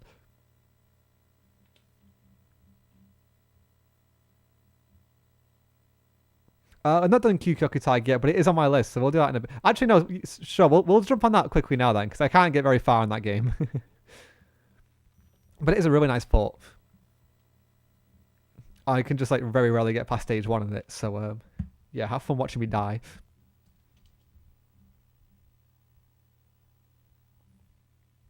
I can't decide if I like the Mega Drive version or this version more though. And wow, it's quite a bit louder. That's a bit better.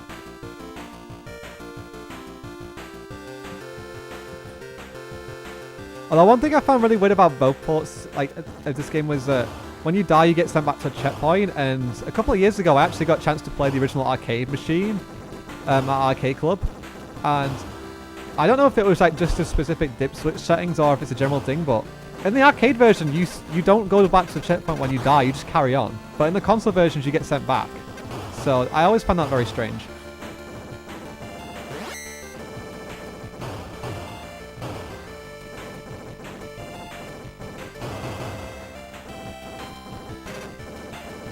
I mean, honestly, I can usually make more progress in the Mega Drive version, but there's only one reason for that, and that's because my Mega Drive is 50 Hz, so everything's slower. I think if I played both of them in 60 Hz, it wouldn't really make a difference to me.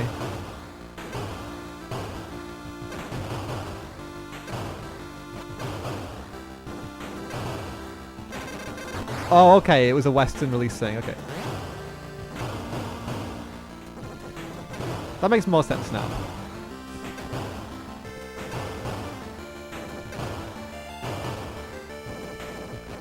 Wait, was the Mega Drive version Japanese only then? I kind of forgot.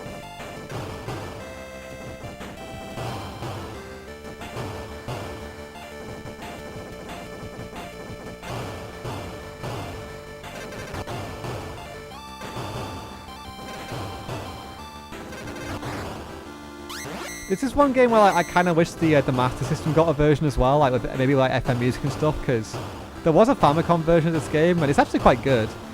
So the SMS definitely could have handled it with like a bit of extra colour and whatnot. But I mean, at least we got the Mega Drive version. Yeah, you got Twin Cobra, okay. No, because I swear, like, doesn't like the US version of Twin Cobra on the Mega Drive still have that the checkpoint system though? Or am I going mad here?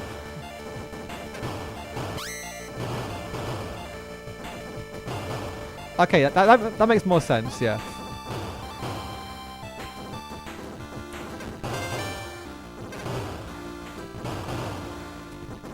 Yeah, 50 Hz sucks, not gonna lie. But like I said, it does make the games a bit easier. So I mean, that's one. I guess you could say advantage, maybe not. Honestly, it's not even the slower gameplay that annoys me, as much as that sucks. It's when the music's slowed down that kills everything, because it just removes any kind of energy from the games. I guess the one exception to that on the Mega Drive, at least, is Truxton, because obviously the Genesis version, the music was actually sped up from the arcade version, so it sounded way too quick. So playing it in 50 Hz is actually at the correct speed. But in general, yeah, it's rubbish.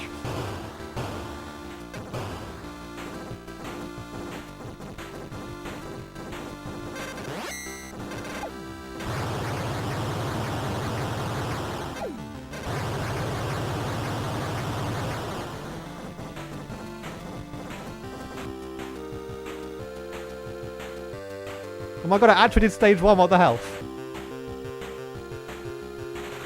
Yeah, Scar is good though.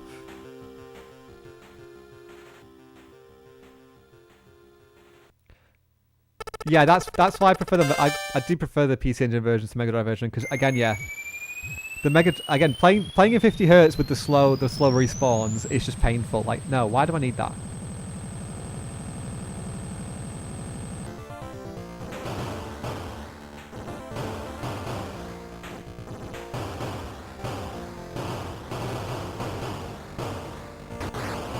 I mean, with the slower Sonic music, I mean, hey, we got a nice chill version of Starlight Zone, but everything else sounded like shit. But thankfully they fixed it with Sonic 2. It was only the first Sonic game that had the slow music.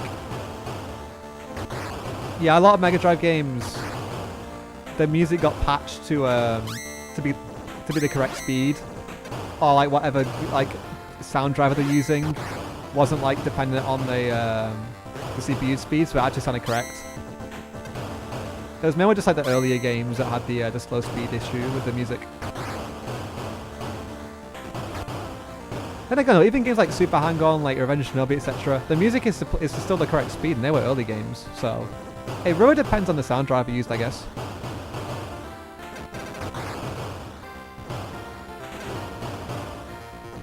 Yeah, the music in this version is really nice.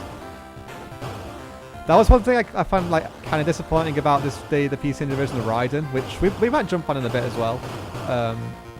Great version of the game, but the music was a little bit disappointing.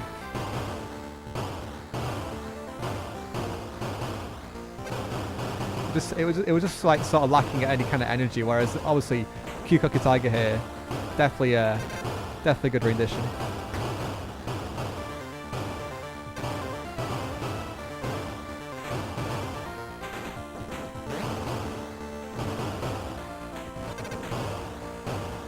Yeah, we'll save that Dino game for maybe like the last game for the stream.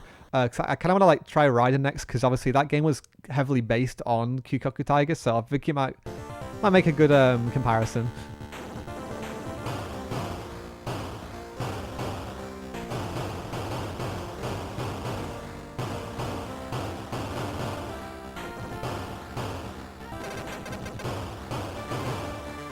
I mean, I think the reason we dislike calling it the Genesis is just because it just sounds weird. Because like it was called the Mega Drive in Japan, and like everywhere else apart from America, basically.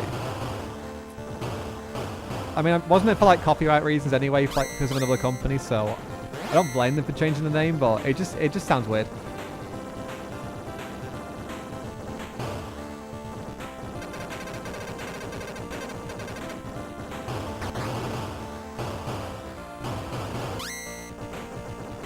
And also, like, obviously it makes it sound like it's the beginning, but like, they're just making it sound like the Master System doesn't exist.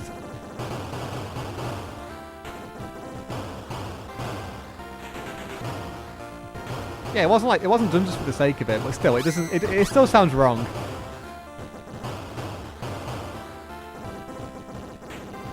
It's like how the Dreamcast like swirl is blue in Europe instead of orange, because of a German company already having an orange swirl as their logo. But I guess in like the defense of the blue swirl, Sega's logo is blue, so it kind of fits better.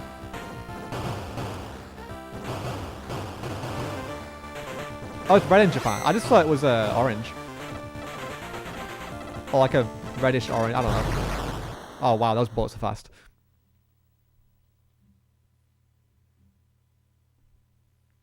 I think that was the boss as well, wasn't it? Again, yeah, I don't think I've ever even got that far in this version of the game. I mean, it's not exactly particularly far, but still, it's an improvement.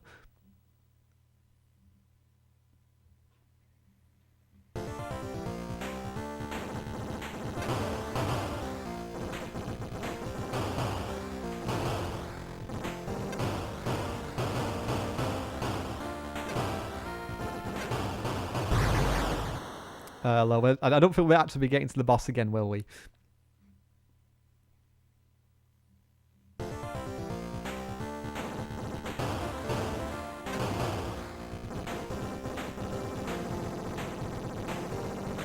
Yeah, I did see the Commodore port of Sonic 1. It looks incredible, but unfortunately it doesn't run on the stock hardware. You need like the REU expander, so it's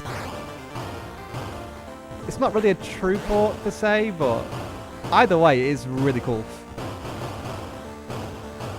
I remember like the 8-bit guy did a cover of it. I like showed some demo footage from it like last year, was it, or 2 years ago? But it is kind of a shame that it doesn't work on like a standard Commodore without an expansion thing. Wait a second, we actually complete stage 2 here? Hell yeah!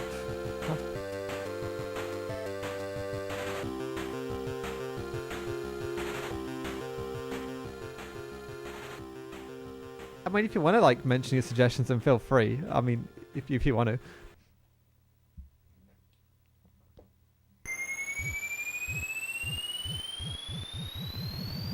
Okay, stage 3 in this game is definitely uncharted territory for me here, so I have no idea what to expect. Well, apart from lots of bullets, clearly. Oh yeah, but the music's really good again, though.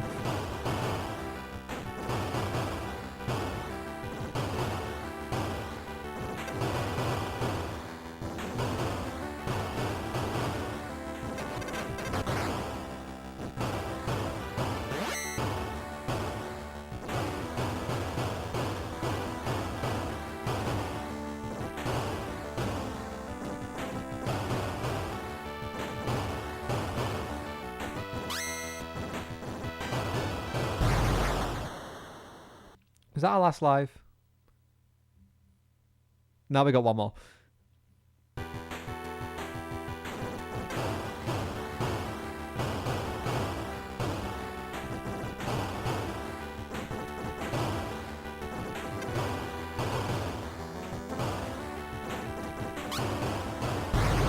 And it's gone.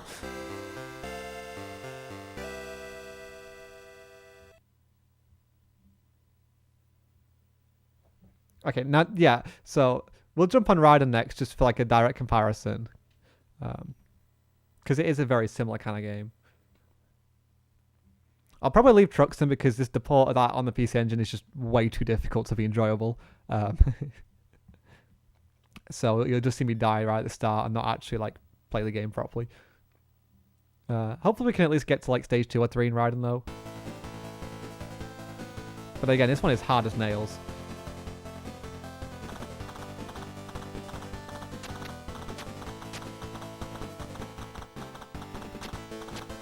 I do tend to sort of gravitate towards the Mega Drive version more, simply because it's easier and a bit more approachable because it has an easy mode. But I'd argue that the PC Engine version is maybe a better port. Like a maybe more accurate, I don't know.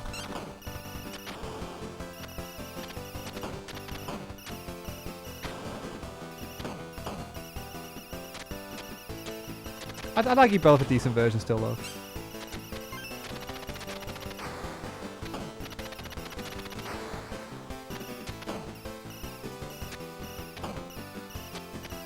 But yeah, it's definitely a fast-paced one.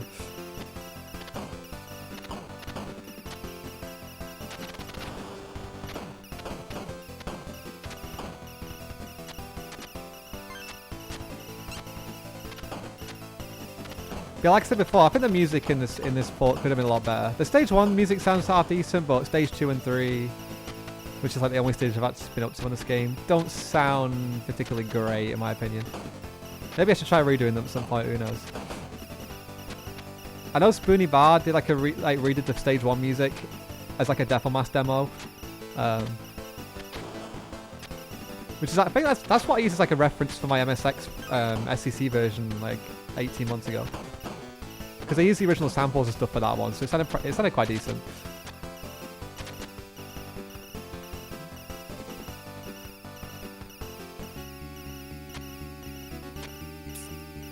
I'm just gutted the Sega Saturn never got a port of these games, because obviously the PS1 got the Raiden project with 1 and 2. It really needed a Saturn, but it really needed a Saturn version.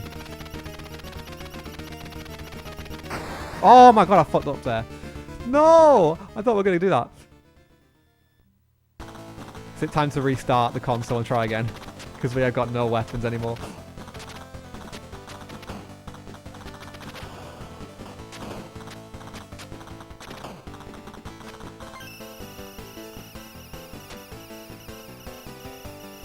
I can't believe I messed up that. I should have just used the bomb. That was definitely a massive brain fade moment, not gonna lie.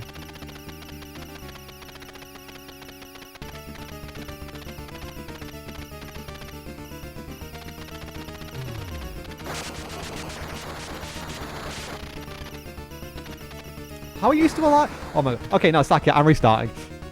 I need a powered up weapon for this shit.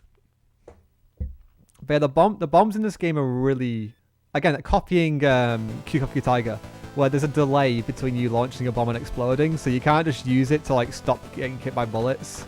Definitely makes you have to use them a bit more strategically. But my god, it's difficult.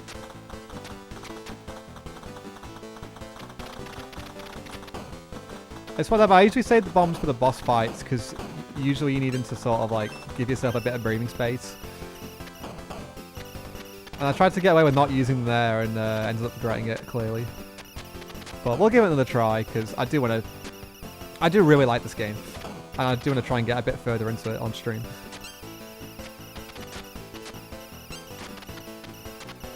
Again, this is another one of those games that's very expensive these days. QQ Tiger is relatively affordable. Oh my god, what am I doing? Restart. Yeah, this is like proper.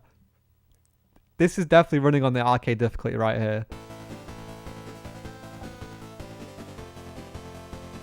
So I'm glad you like the Master System stuff. Cheers.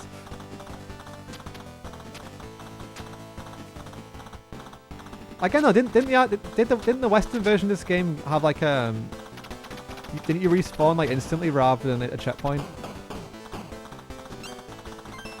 I know in Raiden 2 you respawn instantly.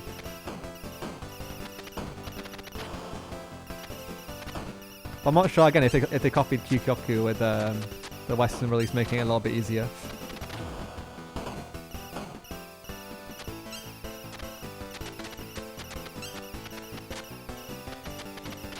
Oh my god, there's so much going on. I said it's stage 1 and it's already like the difficulty is crazy. Again, this is why I'm not trying to play the PC Engine version of Truxton, because it's just that again is another level. I think that one's like even more difficult than the Mega Drive's hard mode. So again, yeah, that if I ever play Truxton, I just play the Mega Drive version.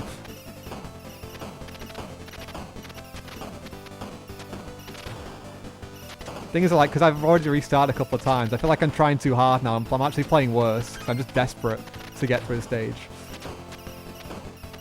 Oh my god. There's just too much going on. Help.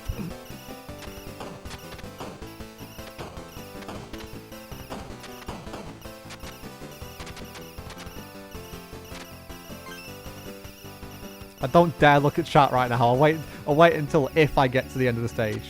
Emphasis on the if.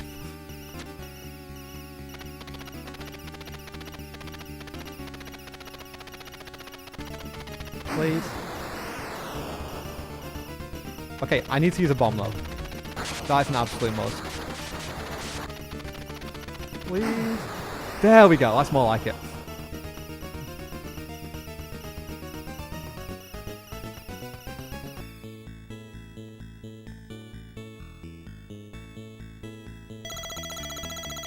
But yeah, PC Engine TSC-J, honestly, it's too much. Like, it honestly ruins the game for me. Like, I'm all for these games being difficult, that's the whole point. But when you start making it more difficult in the arcade version, like, there's no need for that.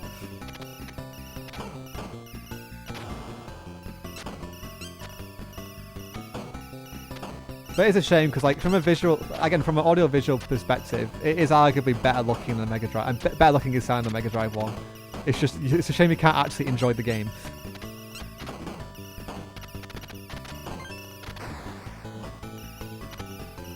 Yeah, here lies the problem with the music in this game. Stage 2. It just sounds a bit dull.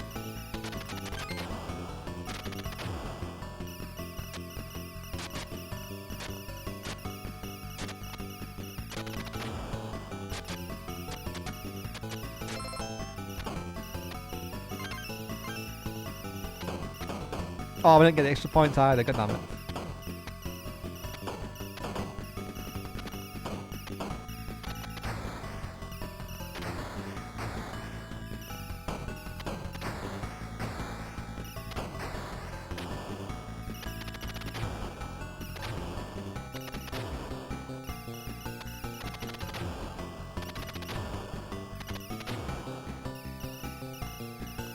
Well, the bass sounds good, but that's about it.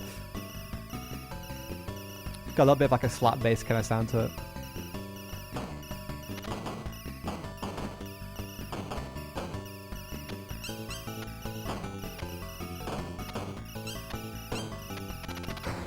Okay, this is where we need to switch to the red weapon, I think. I'll explain why in a minute. It's because of these ships here, which shoot at you like this. And you need to be able to like try and damage them while you're dodging them. And when you only have like the small like range of fire with the blue weapon, it's kind of difficult to actually destroy them.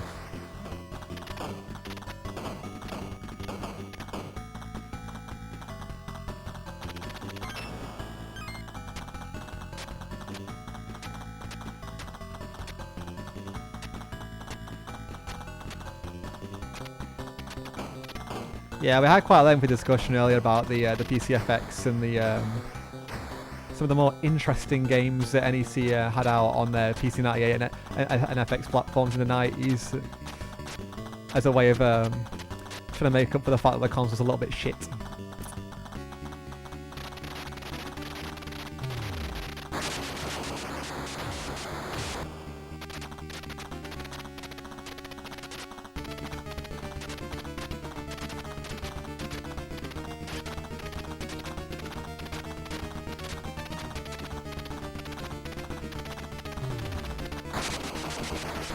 Those like dino bullet things always like screw me over. Oh no. I said it wasn't that killed us this time. But yeah, see what I mean with the bombs though? I was like ready to press a bomb there to try and destroy him, but it didn't block the bullets off, so I died anyway. Because that would have been us into stage 3 there as well, but never mind.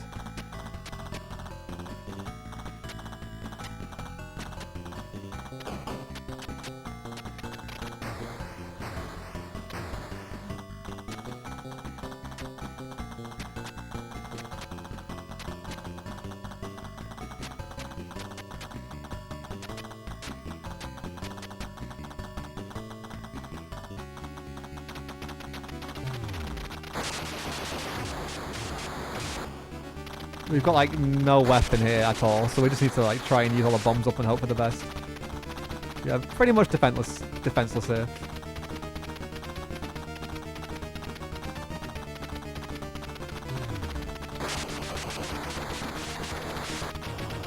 Made it work though. Okay.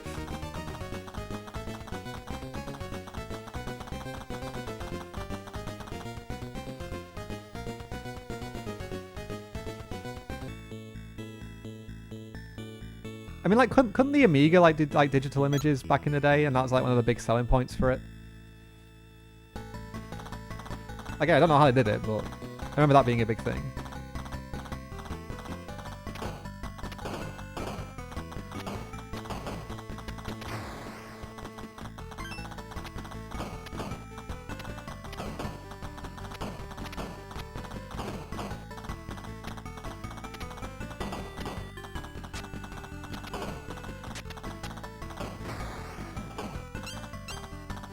Yeah, the PC like the PC98 like going away from the like the hentai style games and more just towards like general visual novels like Dead of the Brain, things like that. There was some like really nice pixel art, wasn't there?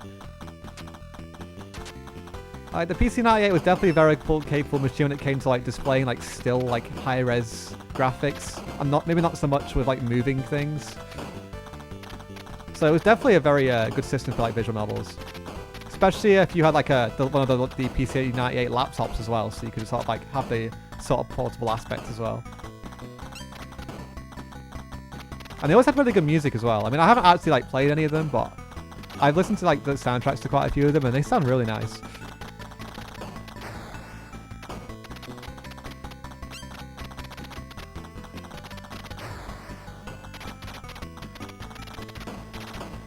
I feel so vulnerable about any bombs. But hey, at least we actually got to stage 3. Only took 3 attempts.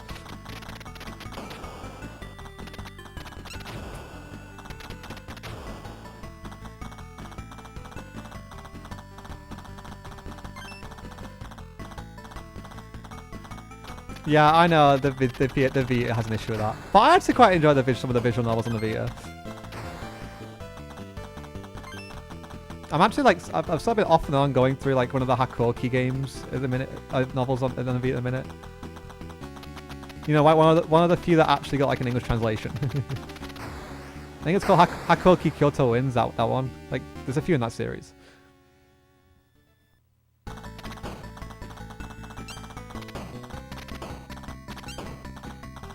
But yeah, obviously, like, as I was saying before about like the Sony censorship, the Vita has one of the does aforementioned like heavily censored like visual novels that was like uncensored on PC.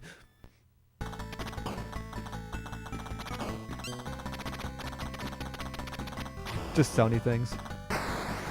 And that's GG for Elizabeth Ryden. Yeah, not too bad. But yeah, now I just want to try and find that Dino game, because it's one that I never really see people talk about, and it's really fun. I just can't remember what it's called. Maybe it's this Chikuden one. It might be. I just know it's a key 'em up with a dinosaur. I'm pretty sure.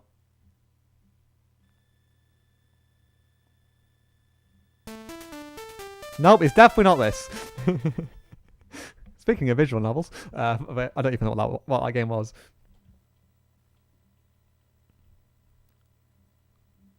Where is it? Oh, it's Call Yoon. That was it. Child of Dragon. It's literally. Oh, it's just Dragon. Yeah, there you go.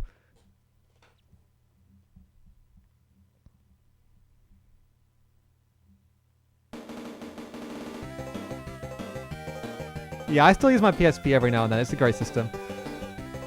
Although I do find myself using my Vita to play a lot of PSP games these days. Just purely out of convenience, but also because you can like make games a lot more playable with the twin analog setup. Like mapping the D-pad to the right analog stick for like God Eater, Monster Hunter and stuff makes those games so much more enjoyable. Or even stuff like Ace Combat as well, using the right analog stick for like your rudder, rather than having to like hold it in like the claw format for, yeah, it's definitely a lot more comfortable to use for those kind of games.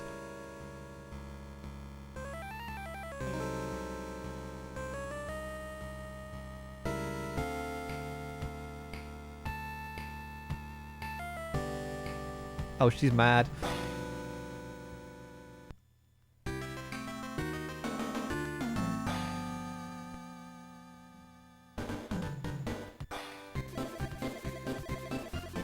Those drum samples sound really familiar,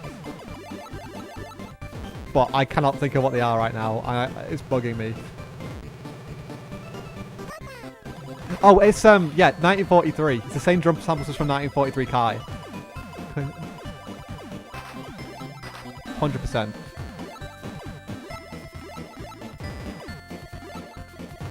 Well, I can't remember which game came out first on the PC Engine.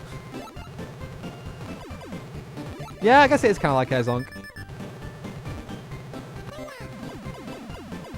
Cute graphics, cute voice samples, really nice parallax scrolling. Just generally a really fun game. I remember playing it for the first time like a little over a month ago, just before I did the part 1 stream, because I was trying to find like really weird games to try out. Stumbled across this and went, wow, this is actually incredible.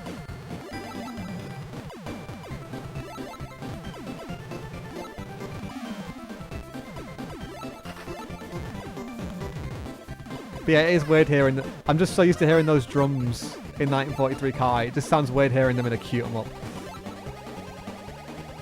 Yeah, a lot of the waves tables used as well are very similar. I won't be surprised the same person did the music, you know, for like the conversion.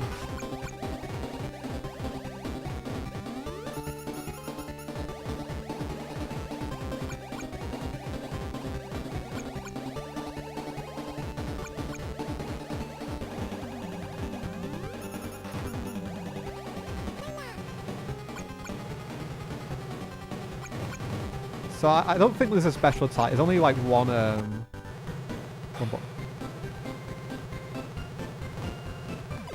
Well, maybe they're in Air Zonk as well. I've not actually played Air Zonk for a long time, so I actually forgot what they sound like.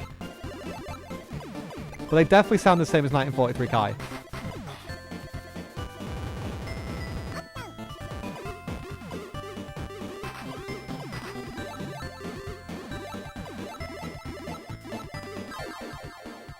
Oh wow, we actually managed to die. Sheesh. Cotton, I'm not sure if Cotton really counts as a keep 'em up. It's sort of on the right lines, but not quite, I'd say.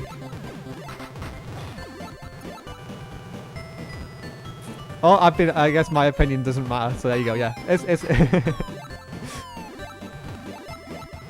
If you guys say it's a keep 'em up, then I'll believe you on that then.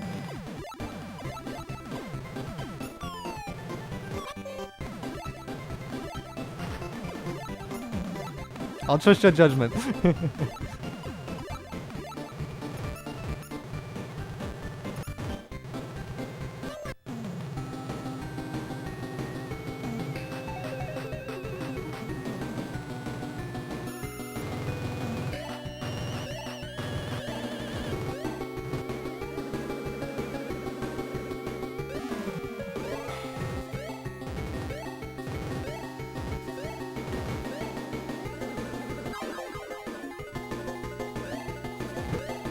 The more chibi, the more difficult the game is usually as well. Although this one is actually very forgiving with extra lives and hit points and things.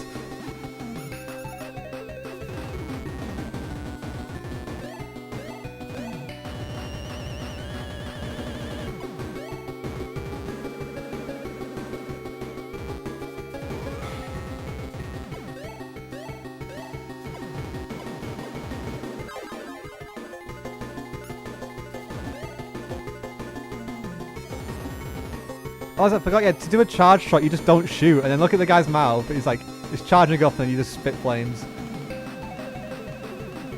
Bit strange how you do that by, like, letting go of the button rather than, like, holding it down, but, it works. Whew. And it just looks really cute as well.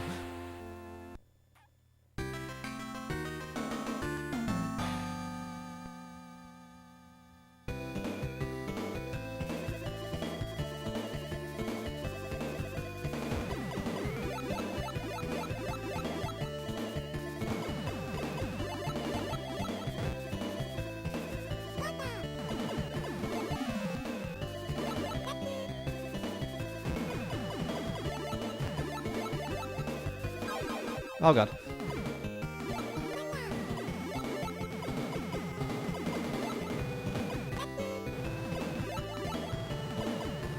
I guess the only issue I really have with this game is that, again, there's just so much flying on the screen. It's hard to tell like what you need to collect and what you need to avoid, and it feels like a bit of a free for all with what you're doing. You just sort of hope for the best.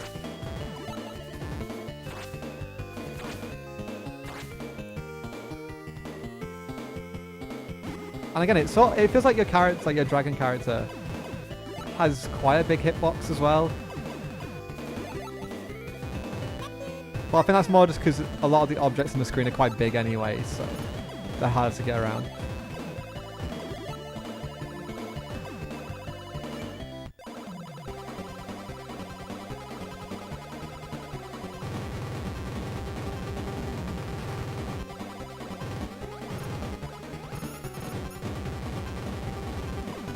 I guess like to your point, like for like what defines a keep 'em up, like it has to be like something where you're constantly scrolling, whereas like with the run and gun, you can like choose to like stop moving and stuff like that.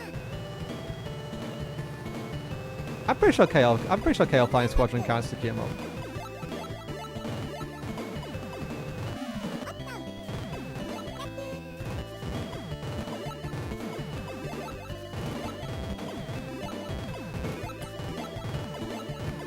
Like, again, this is another very impressive game because, like, again, there's a lot going on, but I can't see any sprite flicker. So it's doing a really nice job, the console, of managing it all.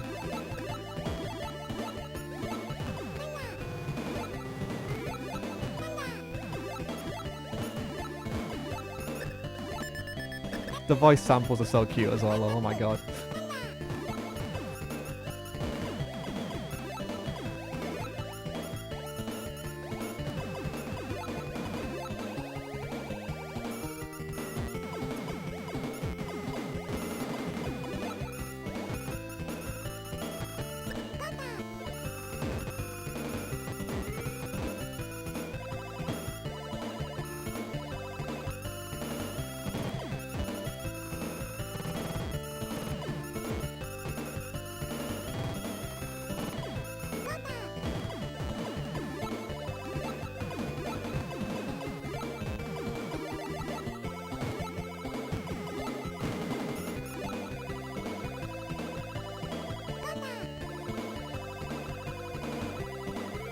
Yeah, genuinely, there's a hell of a lot going on. The game is just running flawlessly.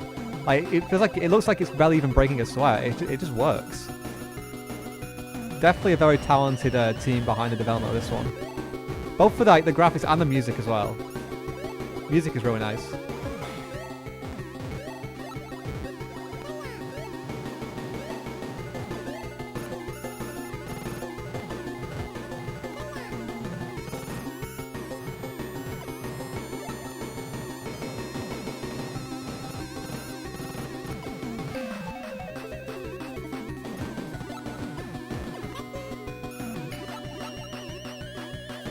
Oh my god, man really said happy and then immediately died.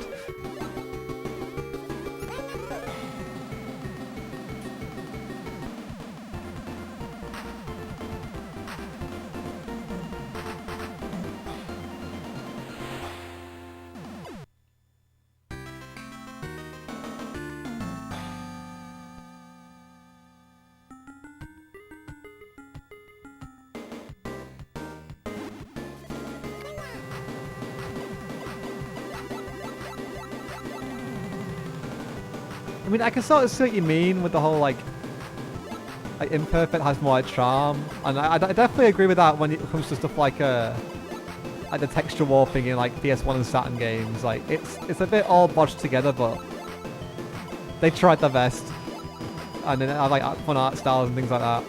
But with something like this, I'm definitely glad there's no sprite flicker or slowdown, because it would just make the game just feel broken and more difficult to play. These kind of games, you need everything to work perfectly if possible, so you can actually like play it properly.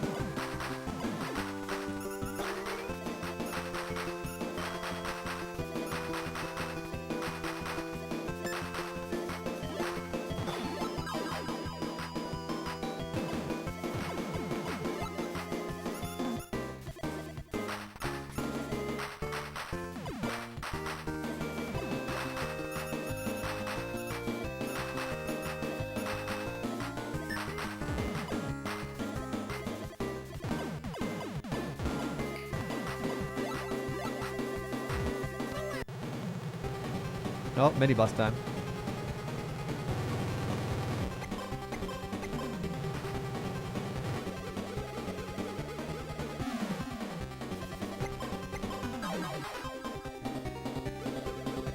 Honestly, most key em ups are hard. Like the whole point of key em ups is that like they're deceptive. They look all cute, and then you actually play them, and then they absolutely destroy you.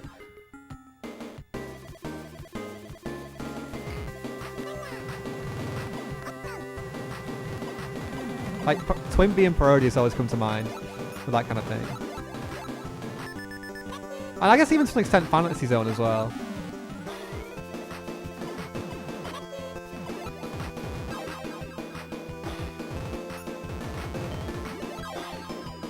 Wow, did we just lose all our lives in one go there? That's tragic. But yeah, this one always seems to go into the radar when like PC Engine like shooter list comes up. But yeah, I would definitely recommend this. Oh yeah, it's from Naxat. Okay, so yeah, same dev team as 943 Kai, so that definitely makes a lot of sense now.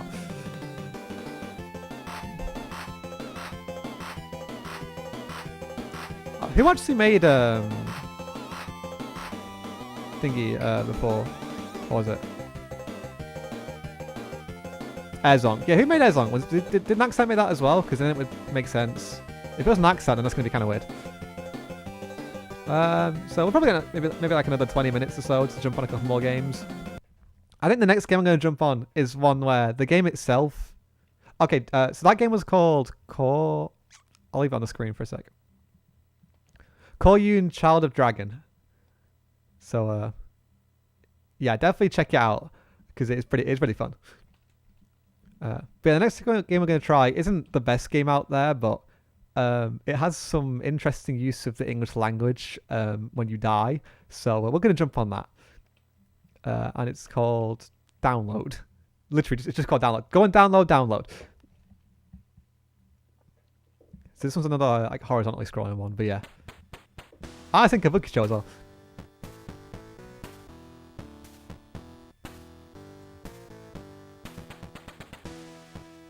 Quite a funky intro theme as well.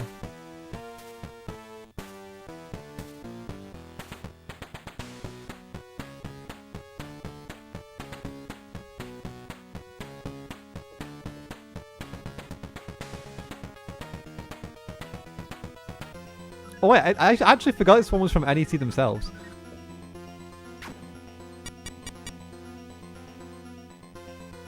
Yeah, you already know what's coming, don't you?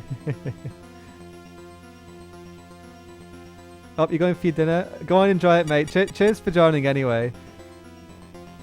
And yeah, there'll be some more PC Engine content very soon, so don't you worry about that.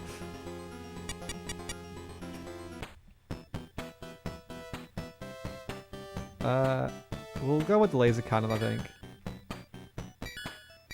And then a chase. Yeah, sure. I'm trying to remember if I need to use my turbo fire or not. Nah, we don't need turbo fire for this.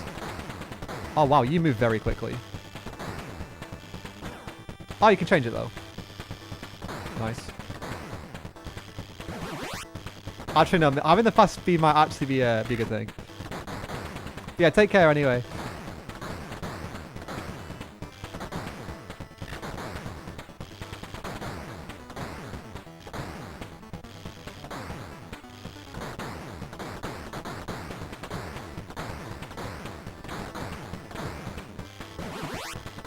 I mean, our shield is nearly dead already, so we're about to get game over straight away. Yeah, I'm pretty sure with this game you only get one life. And then when you die, that's it.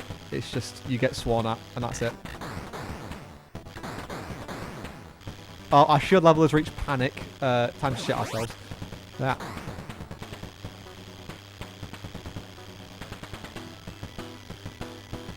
Music is very sparse and very basic. Not great, but... Eh, could be worse.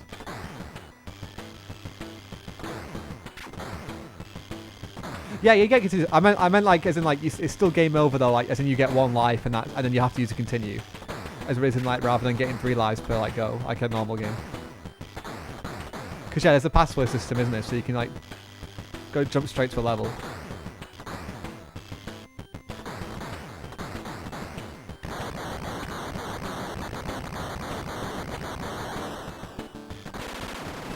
And we're dead. There we go. Shit, is this not... Is not this a great beginning? I don't get why they even bother like trying to use English in this game. Cause like the whole intro sequence is in Japanese. NEC Avenue, what were you on? What are you thinking? But it's also really funny at the same time though. Ah, it's time to try again.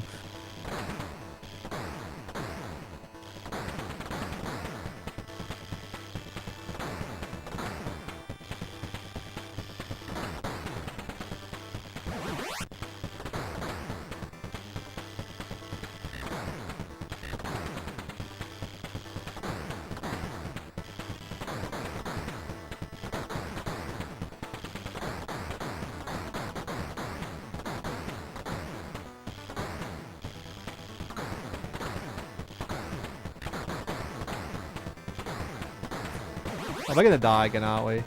It is a very like most of these games, they are very tricky games.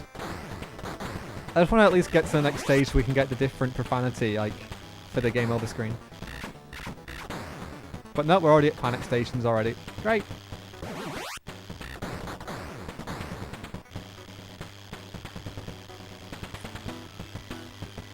Just want to get to the part where the game says fuck. Is that too much to ask for?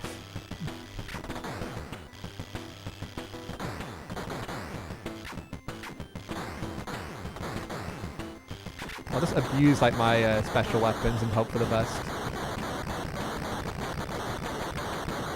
There we go.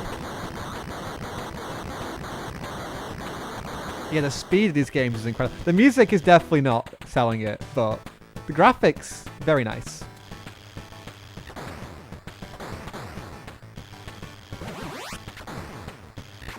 But also like a nice like pseudo parallax kind of thing as well, like with the line scrolling. There you go. Mission incomplete. I cannot fuck up for it. I mean, like, what is this game? Right, we'll give it one more try since we got to the start of the stage, and then we'll do one more game after this to end the stream.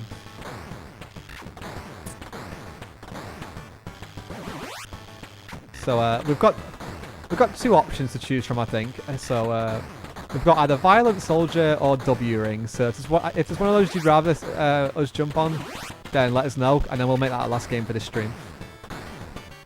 It's one of them. There's so many shooters for the PC Engine. We could quite easily have a part 3 and 4 as well, but I think this part 2 will probably be the last part we do, just so we can try and jump on something else next time. And we're dead again. But yeah, it's just quite funny the game over on this, seriously.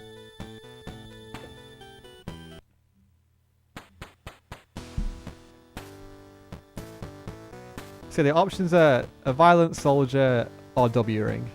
We'll jump on one of them. If not, I'm going to flip a coin.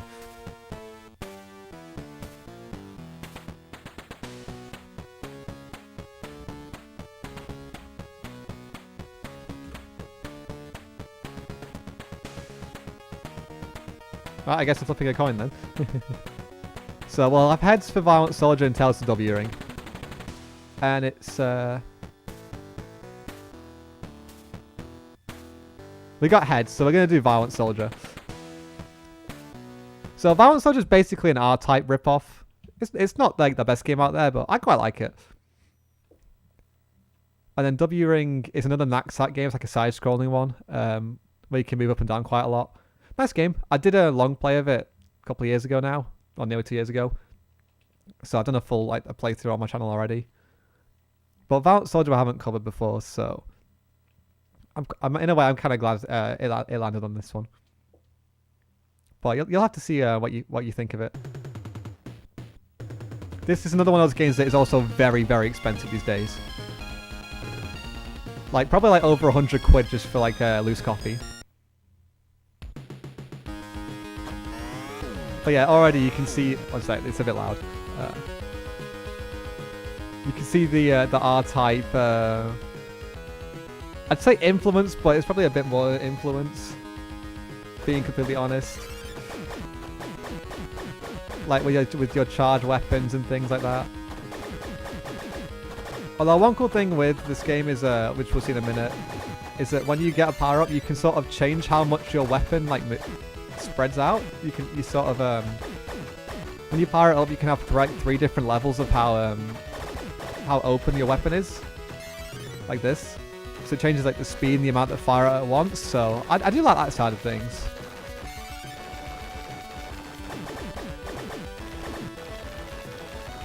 But apart from that, it's kind of like your generic R-type clone kind of thing. But hey, I can think of worse games to clone.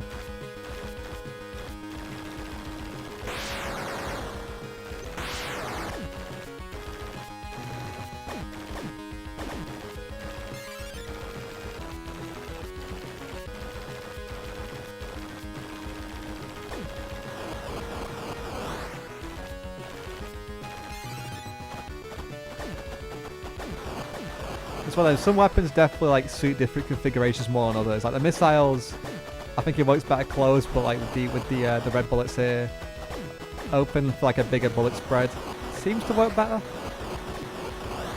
But obviously, you can't shoot as quickly. Actually, you can do. I just think they do less damage.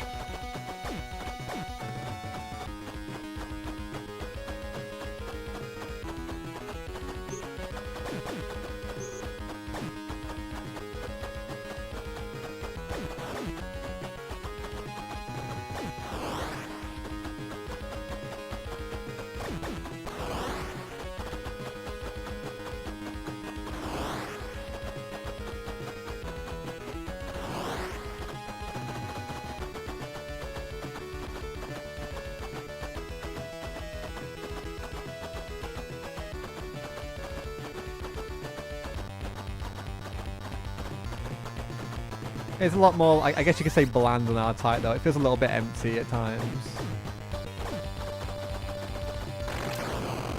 Well, that does make it a little bit easier as well. So it's definitely a more approachable game, I'd say, to like just jump into as like a newbie. But I guess for like more seasoned like shoot 'em up fans, you might find this a little bit boring instead.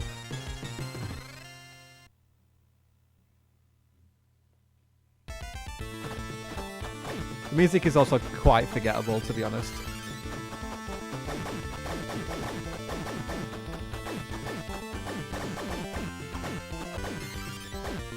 I think it's just one of those things. Like it's definitely not a bad game by any means, and I do enjoy playing this one from time to time. But on a system that has so many incredible games, it is quite a forgettable one by comparison.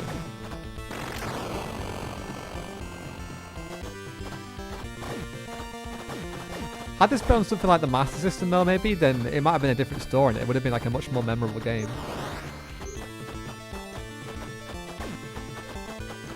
Although it definitely would have struggled, especially considering how much is going on here. I mean, even the PC engine's like slowing down when there's a lot of bullets on the screen here.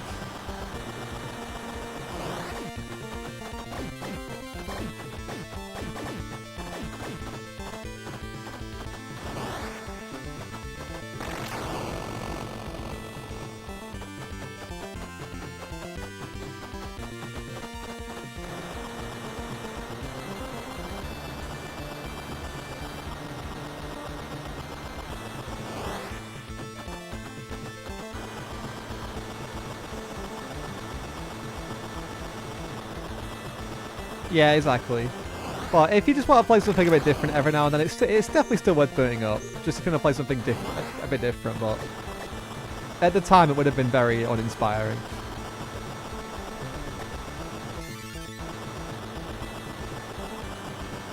I'm guessing it didn't sell well, and that's why like it's so expensive these days. Just because like people just went, we already have R-Type, we don't need this.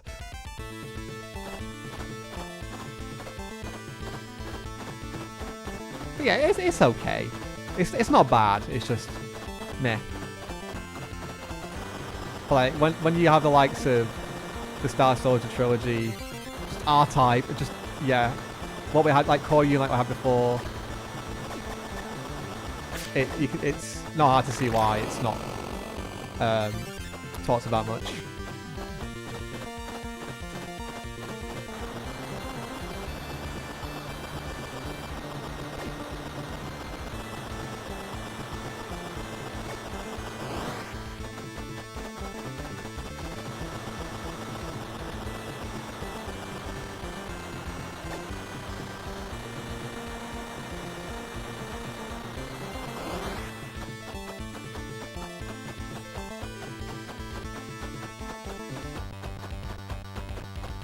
Cheeky bit of line scrolling there.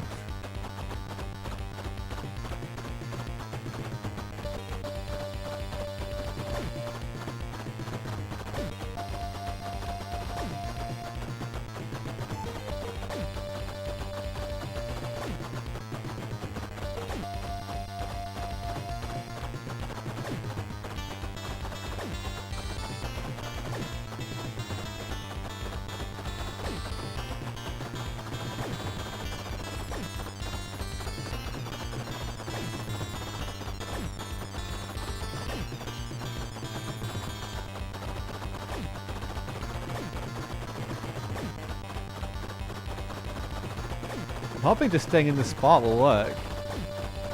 I mean, if it does work, then that's kind of broken and kind of shows like poor game design, but eh. It seems to be working, just being sat here, doing nothing. Yeah, that's honestly really badly designed. That's a fat oof right there.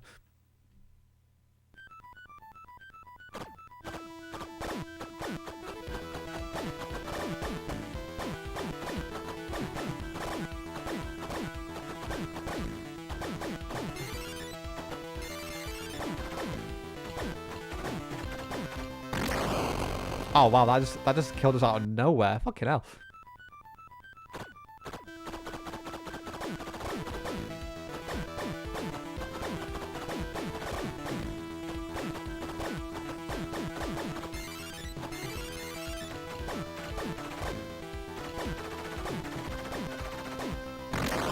And it happened again. Are you kidding me? Like, it happened so quick. I don't even know like what it was that I'm getting hit by. So I'm probably gonna make the same mistake again because I genuinely don't even know what it was.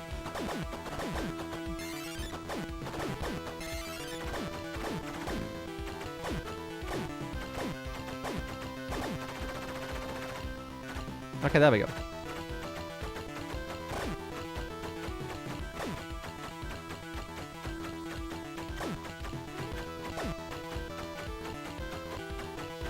Yeah, it's definitely variety with the waveforms. It's just the actual composition itself was a bit boring. Like most of this game, really. Just a little bit repetitive and not that interesting, but the actual instrument choice itself, yeah, it's not bad. I will say though, I do really like the sawtooth sound, so sure, it's not really taking advantage of the hardware that much, but I still like how it sounds.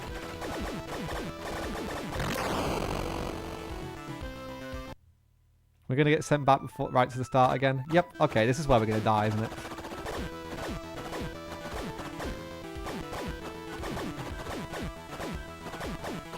Just going to accept my fate at this point.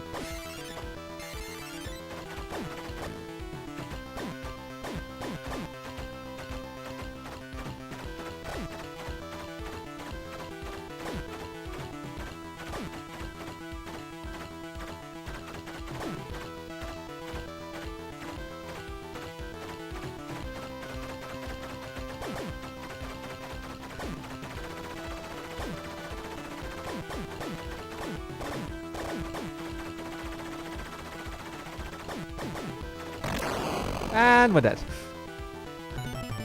So yeah, that's Violent Soldier.